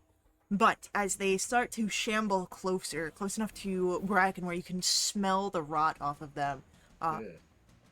off from the side of the arena, two beams of energy appear, and you can see it's coming from Lore, this figure, and as he strikes into these creatures, they begin to diminish, becoming smaller and smaller, and don't worry about these figures. Soon they'll be under my control. And that leaves Bracken, you. The behemoths seem to be out of the fight, as Lore seems perhaps intent upon reclaiming them for his own magical purposes. But you do still have a gladiator in front of you. We'll go after the gladiator then. Yes. Is there any way to flank on that or no? Not with this one. Got it. Tony, oh, no, that's a bad one. 25 to hit? 25 will hit. 8 damage. And then I will also patient defense. Yeah. Alright. Gladiator's starting to look rough here. With that, it is going to come to Ozira, your turn. You've got one on you. You had One to, that but one ran. scampered. Yeah, you had to. One ran away. How far away is that guy? 30 feet. Nice. Okay, let's do another Radiance of the Dawn to get as many as I can within that 30 feet. Or another con save around. Alrighty. And then, so... That's 5 Constitution saves. We've got 22, 23, 23, 17, 28, and I believe that's all. Cool. So the 17 is going to fail and take the full 22. The other's going to take the 11. Oh, actually, that was only supposed to be 4. So... It's still 3 successes and a fail, but... Cool. And bonus action, a spiritual bonk on the guy that's still nearby me. For a 24 to hit. Yeah, for the 15 damage. Okay. Cool. Then I'll have Pieheart get into a flank with the gladiator that's with Bracken if he may. Sure thing. Cool. Thank you. Yeah, we're gonna do a little crit fish just in case. Maybe get them in that one out of the way. Pretty close. Cool. So that's one Gucci one, and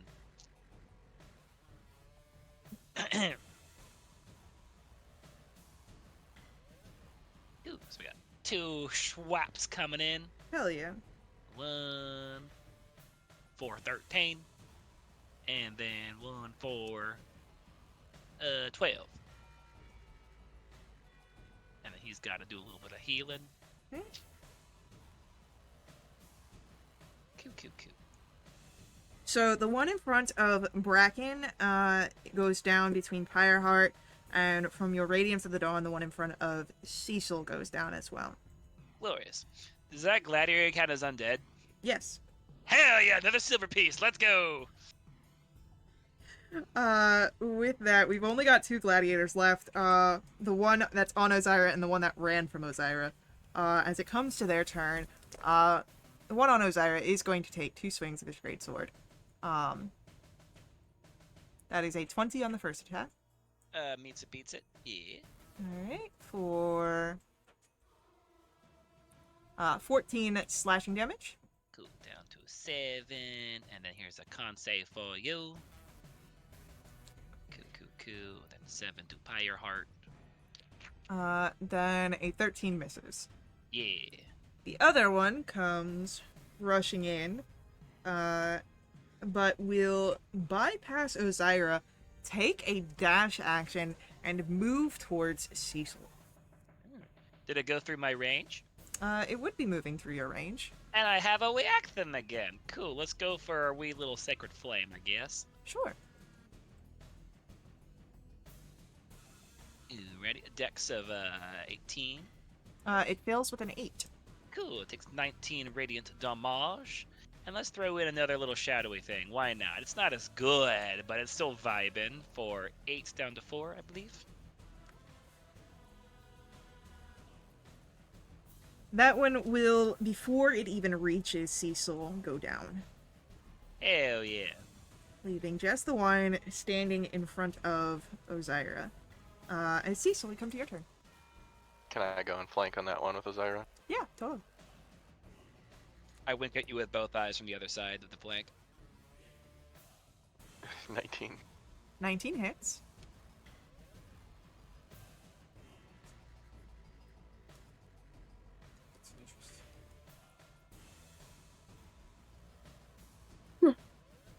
Oh, excuse me. Here you go. Nice to see some double digits on that holy weapon. How about a 17? A 17 just misses. Does that include the +1 from chat? Oh no, that 18 then. 18 just hits. Yeah.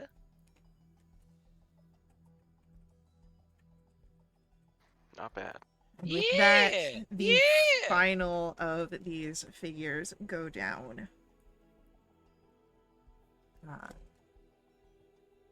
As you are no longer bound by initiative, you can see where Lore is struggling to try and maintain some sort of control over these behemoths, but they seem to melt back into the sands beneath them, becoming nothing more than wretches of old dust, bone, and broken armor.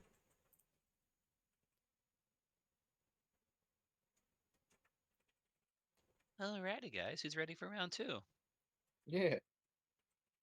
As you watch, the aftermath of your battle becomes this swirl of dust and sand and blood, the bones, all of this creating this sort of cyclone around you that begins to form a doorway, massive, here in the middle of the arena.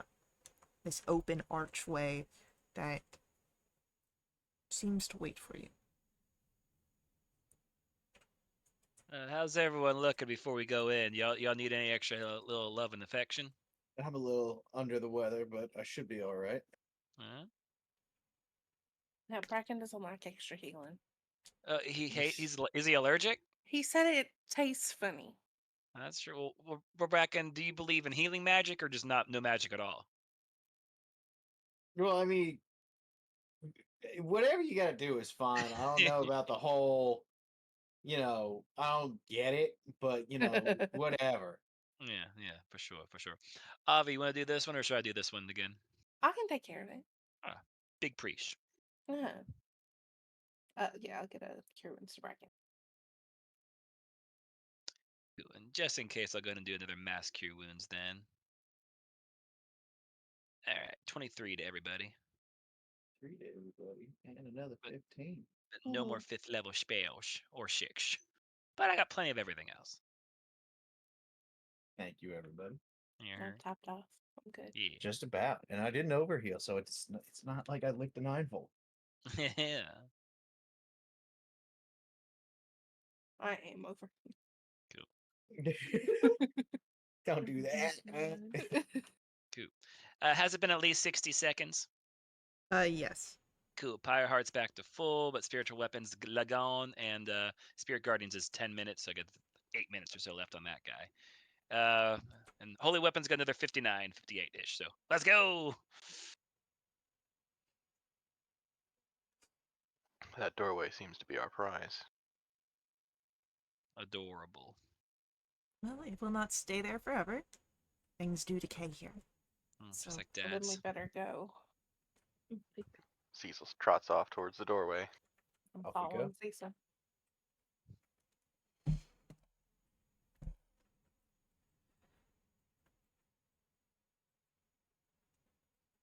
As you enter here, even with your protective brands, there is an energy of this space that drains at you violently, more so than anything. It's a buzzing in your skin. You know intrinsically you cannot stay here very long in this seat of decay.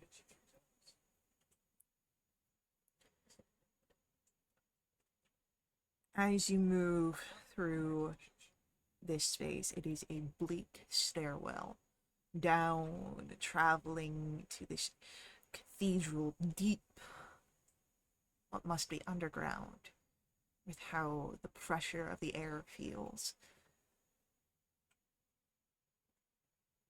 This is the innermost dwelling for Movestra. It is a stagnant air here, thick and heavy with emptiness and an absence of movement. There are tapestries that line the walls of the downward stairs. The scenes of grandeur fade to obscurity. Some of them appear just empty sheets of fabric. There are images of lost civilizations, once great monarchs that have long been forgotten by society, fleeting moments of various mortal lives that have since passed to dust. There are tombs, solemn, standing in silent vigil in alcoves along the hallway. Final resting place for worshippers chosen to embrace their own inevitable end here.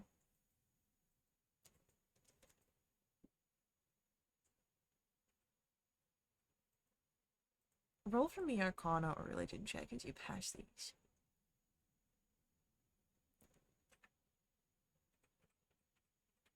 Wamp wamp.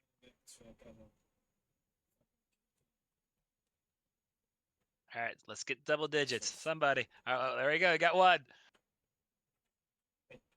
Stop.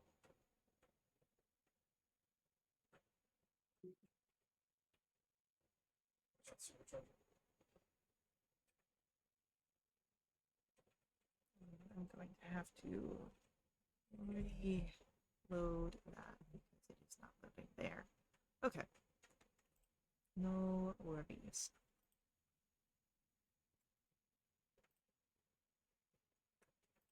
Avi, Yeah. you understand a little bit of what's happening here. Oh, good.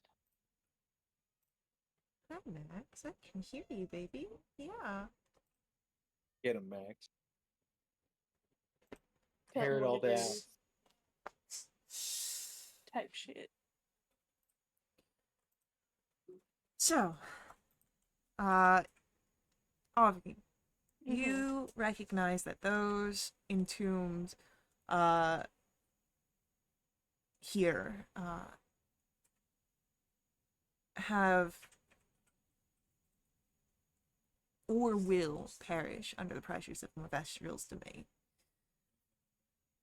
After their demise, they will rise as willful servants to Movestrial.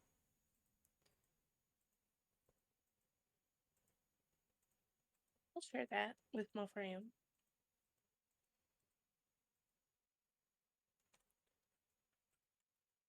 Lethendril, overhearing that, gives a sort of huff as he looks at the alcove. Banal fate, suitable for those who lack vision.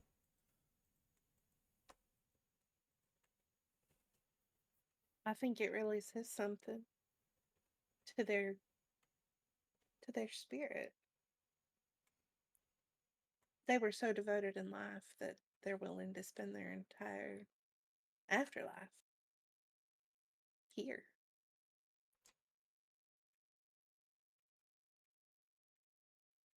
There is a whisper from the shadows. Movestrial's voice. Whether dashing towards it, or desperately staying its twining grasp, fate becomes for all.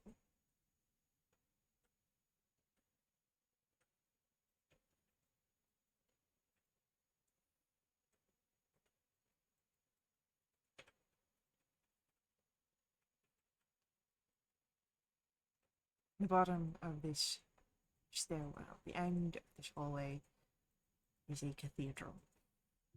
Wide chambered, domed ceiling.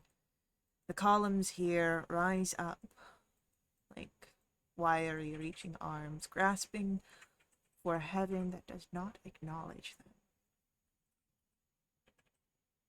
Amongst the columns here are furnishings, shrines. Worshippers can pay homage to more vestigial. There are beds here to rest upon. Libraries that seem to hold nothing but dust from scrolls and books that have decayed long ago.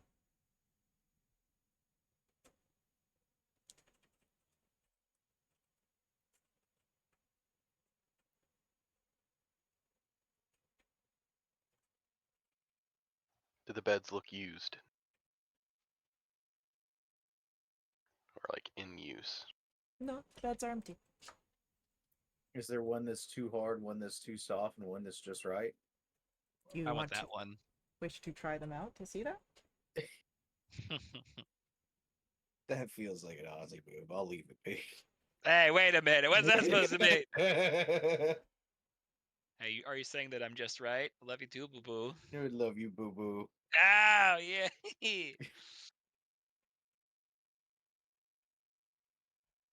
I'm gonna take a nap right here. Y'all rest. I'll Are we taking 5? I'll keep an eye out. Y'all wanna- I can sit up with you. You guys spent some magical powers on me, so I'm feeling okay. Yeah, I'm doing okay as well. Ozzy, you need a minute? I mean, are we gonna take a longer nap or a shorter nap?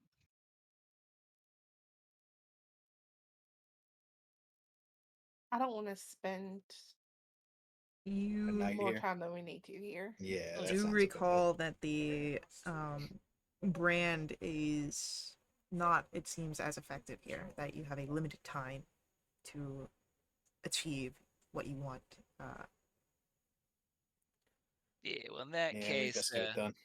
for sure. Then neither rest would really kind of serve me any real benefit then. I will say, Avi, Mm-hmm. Ozira, the two of you feel a sensation of being watched based off of your passive insights. Something else seems to be here. Would I give a look around? Sure. Give I me- won't look around, but I'll be like, hey, we're not alone here. Ozira, roll for me an investigation check, please.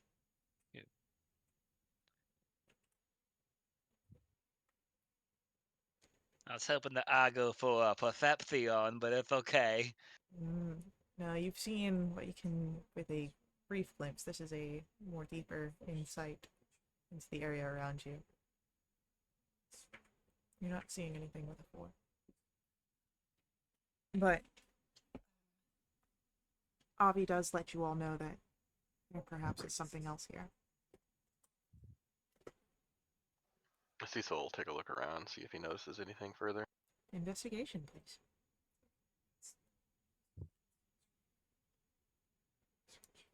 19.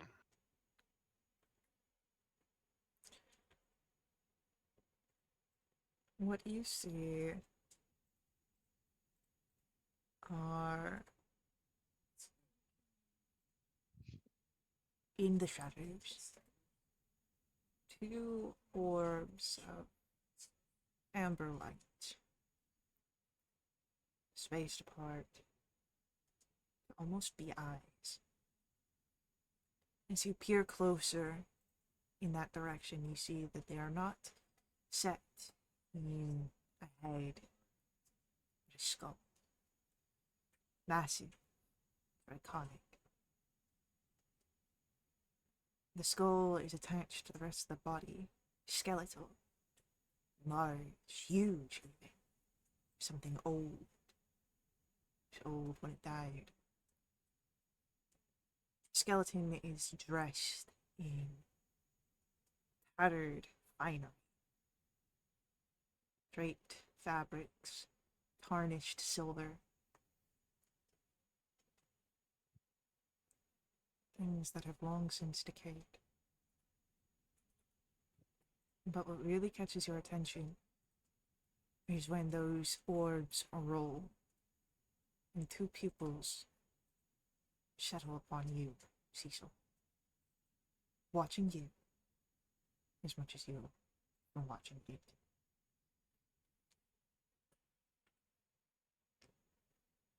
Cecil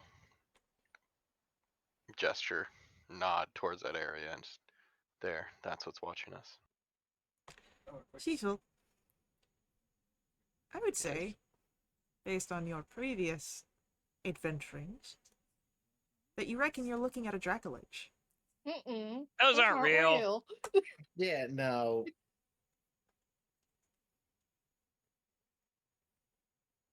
I cast power word Dracolich. That gaze looks familiar. No, don't say that.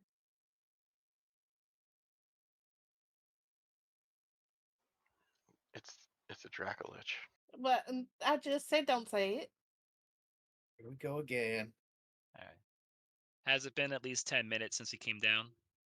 I would say that it was 10 minutes just to walk down the stairwell. For sure. Copy that.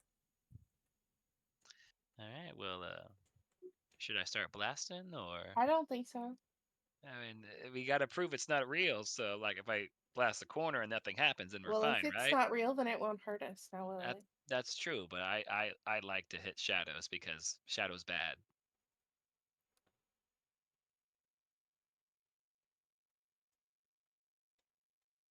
Unless you wanted to talk to it. While the two of you are having this sort of conversation, turning back in the direction of where the Dracolich was pointed out to be by Cecil, it's no longer there.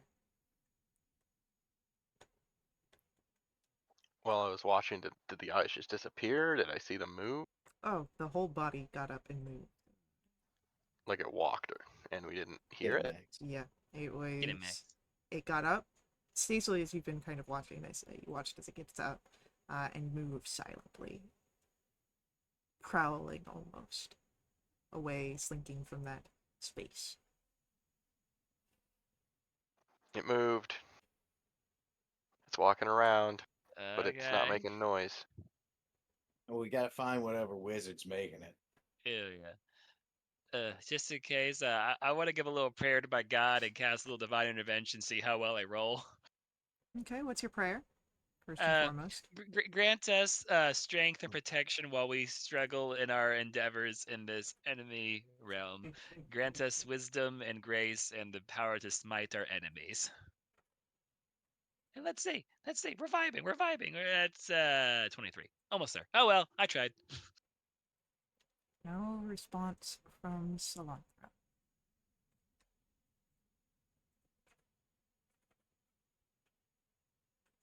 So Bracken's sitting there thinking about it.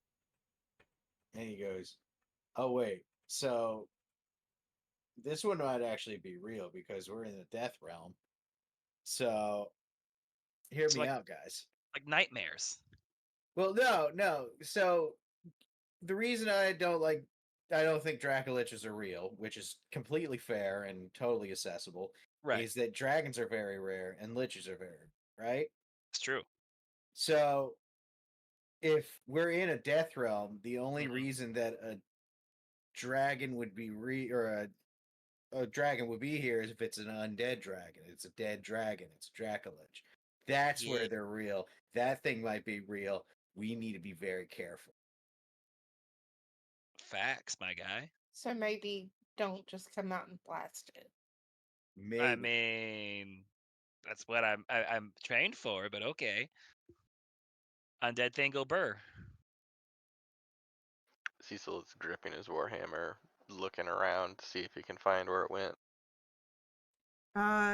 Yeah, you see it curled up near the old, now useless bookshelves of the library. This thing is massive. Its eyes watching your group in the sort of center area doesn't seem to be perhaps trying to hinder you, but does seem to be watching you, maybe judging you in its own way. Do you think it's gonna let us do what we want, or should we keep going, or do we want to get rid of it before we move on forward if things get worse beyond and have to fight two things at once? Well, if it hasn't attacked yet, then perhaps it won't. But the weight of this place is really going to start wearing on us. Uh-huh.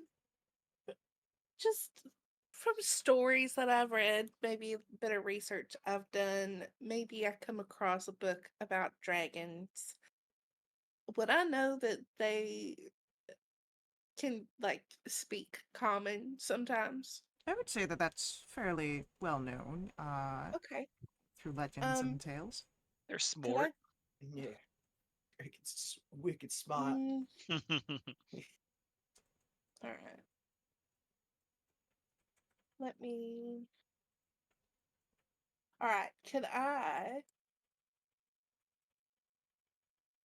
Oh wait, where is it? There it is. Can I subtle spell detect thoughts? Oh God. Sure. The thoughts that you catch from the creature, small things rushing to a untimely decay.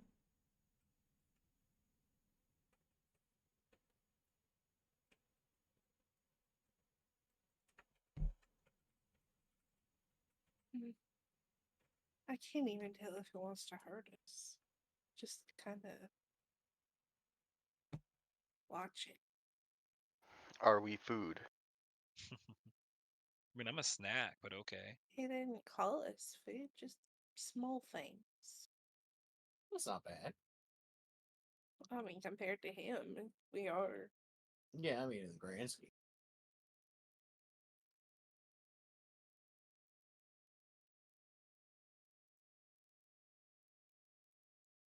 Lyra will lean in. I know we're not really supposed to interfere here, Mhm.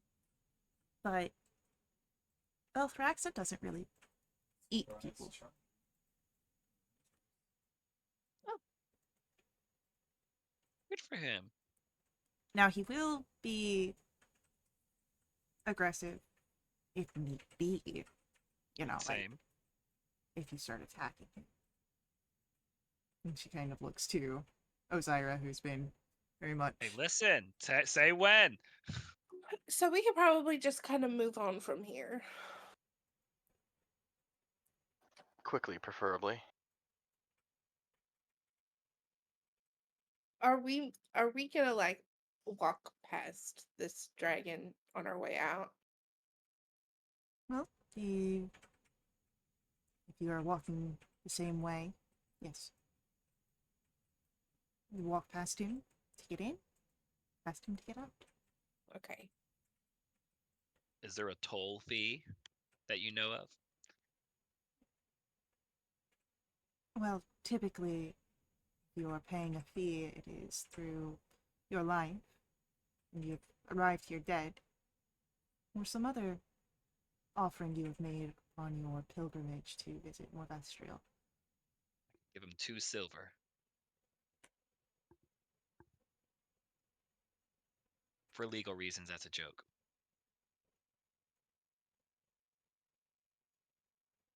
Oh, should I laugh? No, you're good. Most people just kind of say nothing and we move on pretty quietly. Ah. Let's do that actually. Here you go. Let's carry on. Let's just Oh, wow. quietly walk away. Yeah.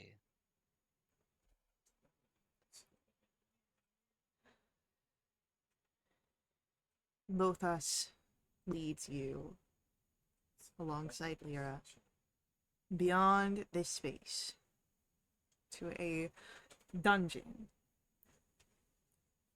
Here, in the deepest recesses of her domain, you are brought to a place of suffocating despair. The air here is the heaviest it's been.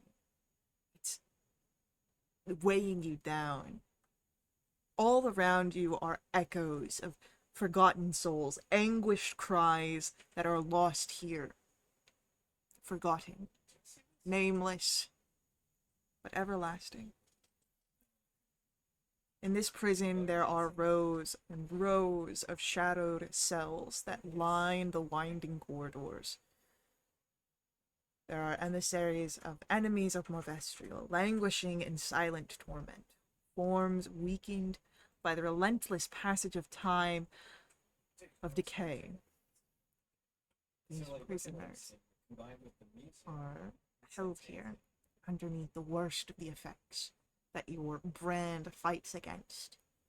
It begins to sting on your skin, but still just better than sucking away, wasting away, like these figures here.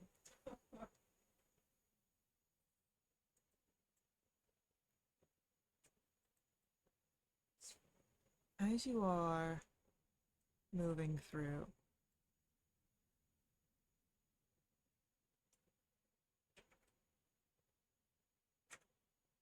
there is a voice, Morvestrial once more.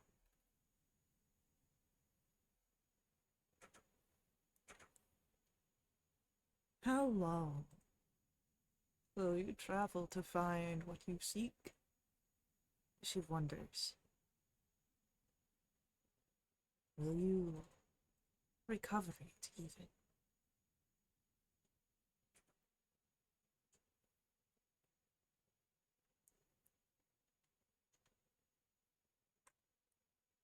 I mean, I generally travel until we get there, and then from there we're done, right?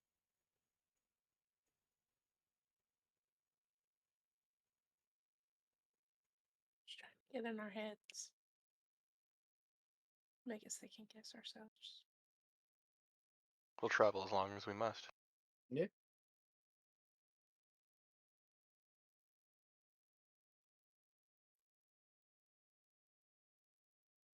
There is a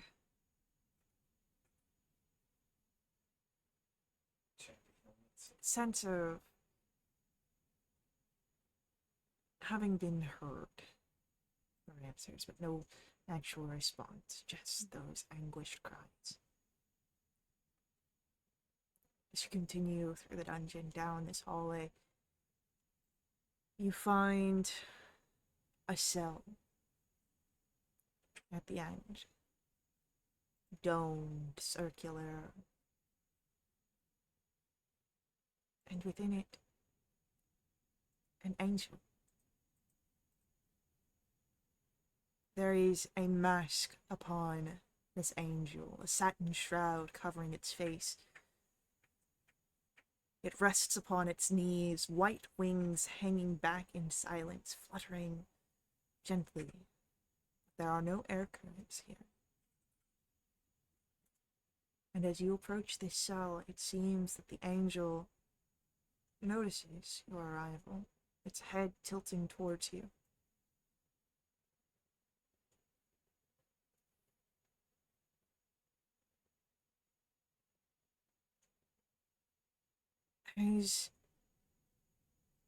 It's almost nodding at you. You would all feel a jolt, some sort of magical interaction, an invasion of your mind. There is another force, though, as well. Something trying to prevent this moment. But you get a glimpse of something. You see the salvation key. It's shattered this vision of it, but it seems to be coming from the inside. A vision from inside the Salvation King.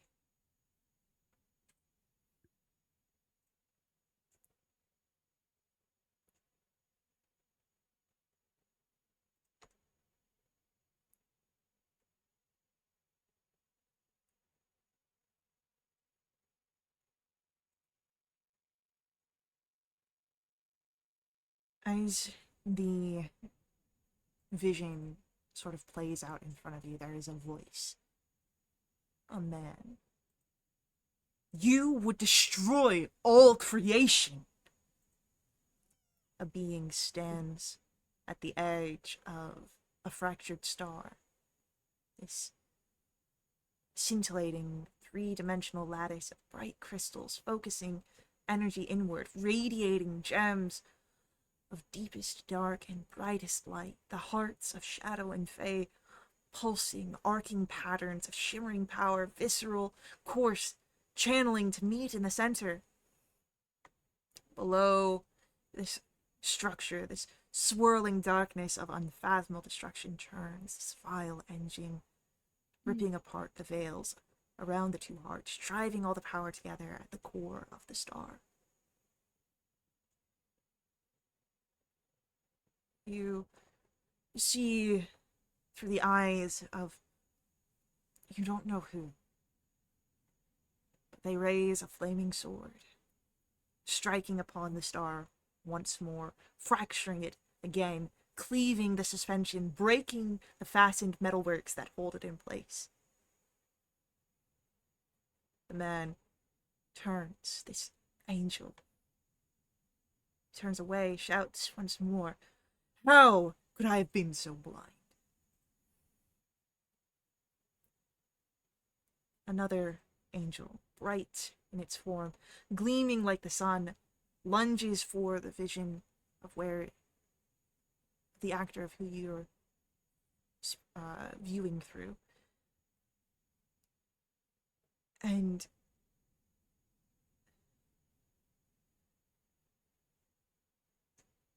there's this dark spear, this abyssal energy that pierces him through the chest and drives his body back to the collapsing Salvation Key. As the vision ends, the last moment you would see the assailant's eyes, the one who struck down this actor that you were moving through. Bright, golden orange eyes, the furious malice that burns within them. Then you blink back and you're no longer seeing that vision. You just see the shrouded angel held in the cell, bound to the ground.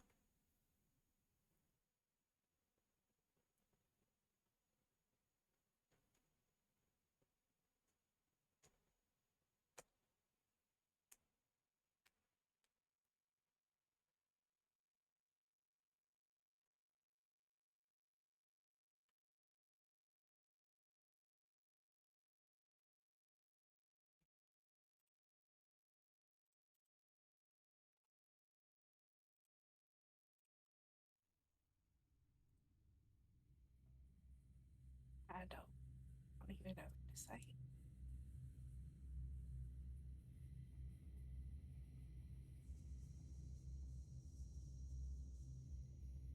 If anyone wants to roll for me, either history or insight.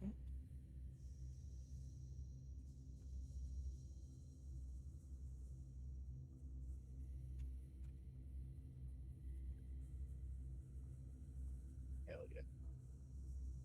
Mosaira and Avi. You recall the fight at the mount, where the image of Thaleros was spewing phrases trapped from the final vestiges of his life.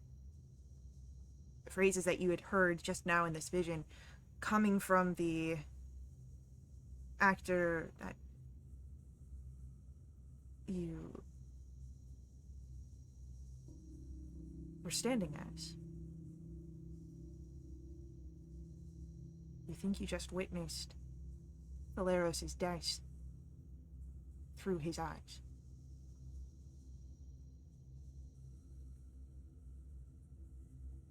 Someone killed him. As his body fell into the Salvation Team.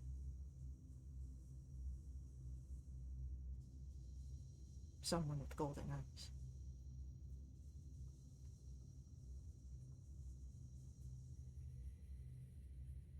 I'll make sure everybody knows that.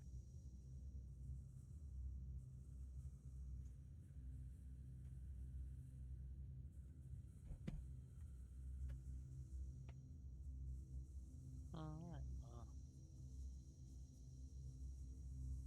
Do we want to do anything with this information now, or save that until we can get out of the situation? I don't even know what to do with it. Alright, well, next steps in here. You came to this space to see if you could find Valeros. The visions showed you Degna Nemesis. And here you have a shrouded angel bound and kept on their knees beyond the sun.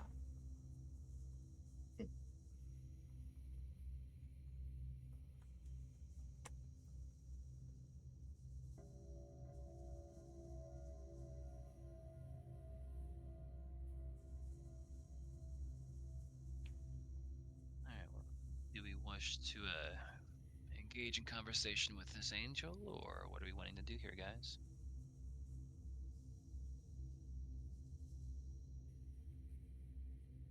It might have some answers for us, or it might be some sort of trap or test. Potentially all three.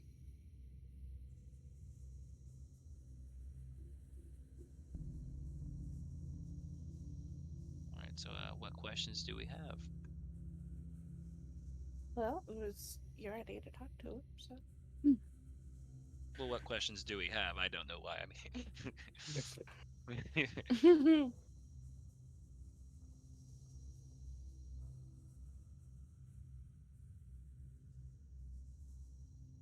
all right, cool. Hi I mean, there, bud. yeah, I'm let's. Ozira. What brought you here? Now, are you, just to make sure that I understand this correctly, are you entering into the cell to talk to this figure? You said he was shrouded. I would probably make my way closer, but if there's any kind of energy fields around, I'd probably be wary and not entering into that if I could. So there is, like, a grate. You'd have to open the grate to walk into this domed cell. This angel is bound by chains, keeping it knelt to the ground, and it is shrouded in a, like, heavy satin. You don't see underneath it. So, like, if you're talking to this figure, like, they wouldn't be able to, like, see you or anything. Okay, cool. All right, well, I'm gonna go on inside, I guess. Anyone coming with? I'm not really sure what I'm gonna ask them. We're just gonna go based off of vibes. So if I die, I die. But anyone coming with?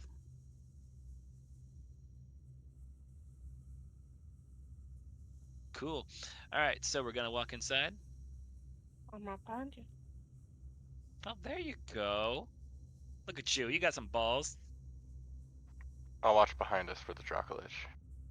The Dracolich has not followed you since you entered in. Like, there was another corridor you had to walk down. Like, it didn't follow you. It stayed where it was. I'll still watch from the door. Okay.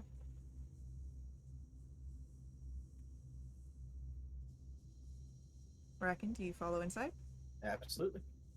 There you go. And do any of you remove the claw? The shroud? will. Avi, as you reach out and draw the shroud off the angel, there is a moment there you don't know what to expect. You believe Thaleros to be here from the visions, but there's always that uncertainty. This angel is not Polaris. Instead, you see a woman. Her skin pale, like death. Her eyes look up to you from neatly tied black hair. There's oh no, not her eyes, a mask over her eyes of adamantine. Her armor entirely is adamantine. There are black and hazy green gemstones, her hands clasped by those iron manacles. But what you notice immediately is a symbol upon her chest.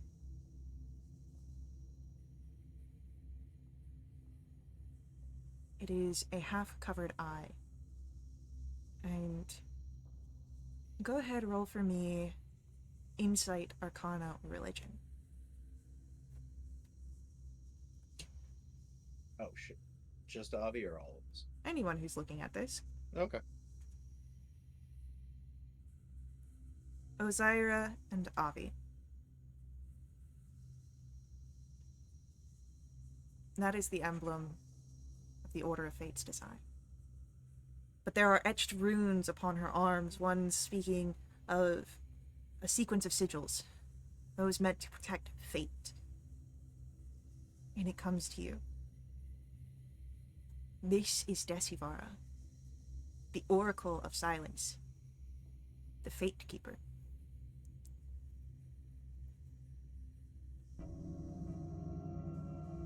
How'd you end up here?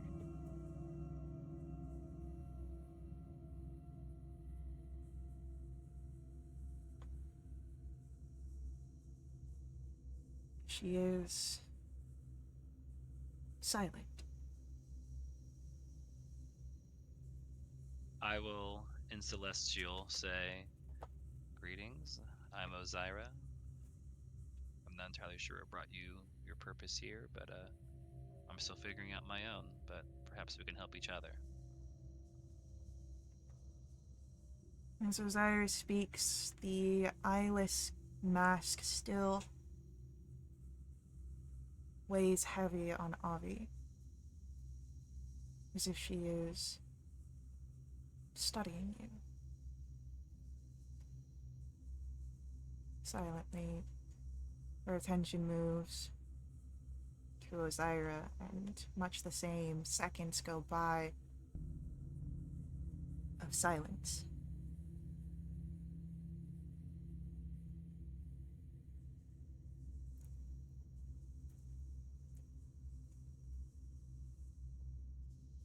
You hear footsteps. Morthandrel enters into the space and finds himself on his knees. And as he reaches out, his hands but brush against the manacles, and you watch them crumble as if rusted in a matter of seconds. But even freed, this angel stays in that position of a prisoner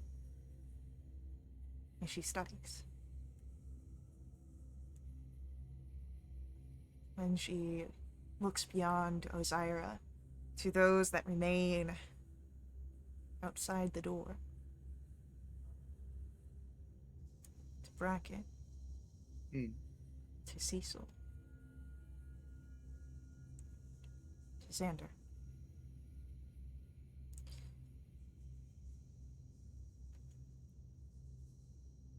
Morthandrel, with a reverence in his voice, as he's now, supplicant in front of her. My Lady of Darkness, the keeper of that which should never be known.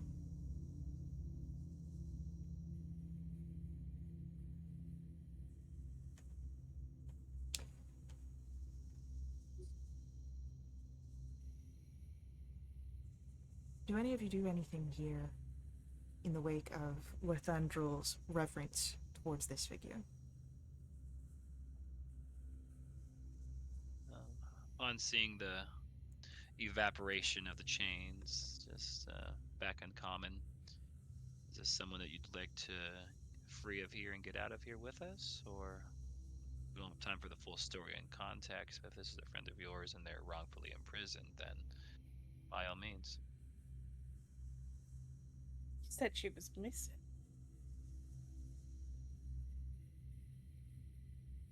She did not answer prayers. Imagine there's probably a few things blocking the prayers or any other kind of communication in a place like this.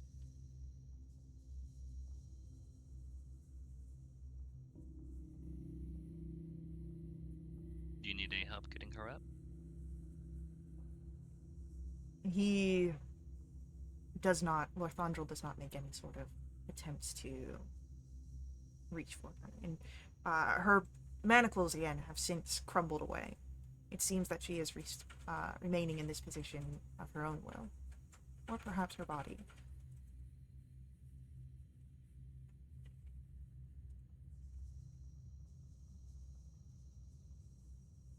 Well, whether she deserves to be here or not, I don't think she's getting up to leave anytime soon. And I don't want to force it and be on Morvestriel's bad side. For Yeah, sure. that's fair. Something has her bound here, whether it's physical or not.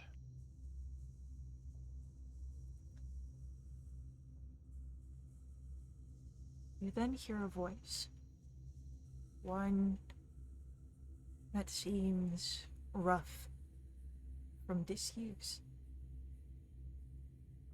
As the angel Desivara speaks.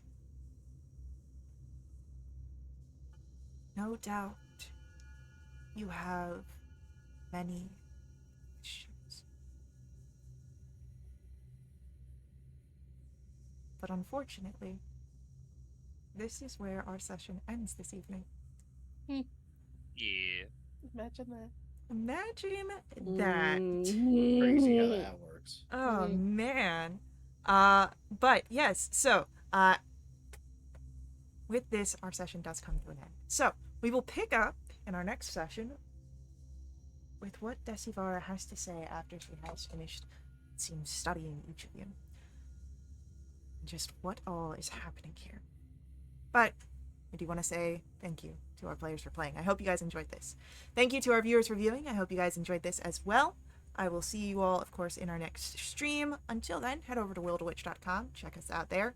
Join us in our Discord if you want to jump in a game yourself or keep up to date with all of our announcements. Follow us here on Twitch to catch our live streams or head over to YouTube to catch our VODs. But as always, may the ever-burning light forever guide your steps. Laters.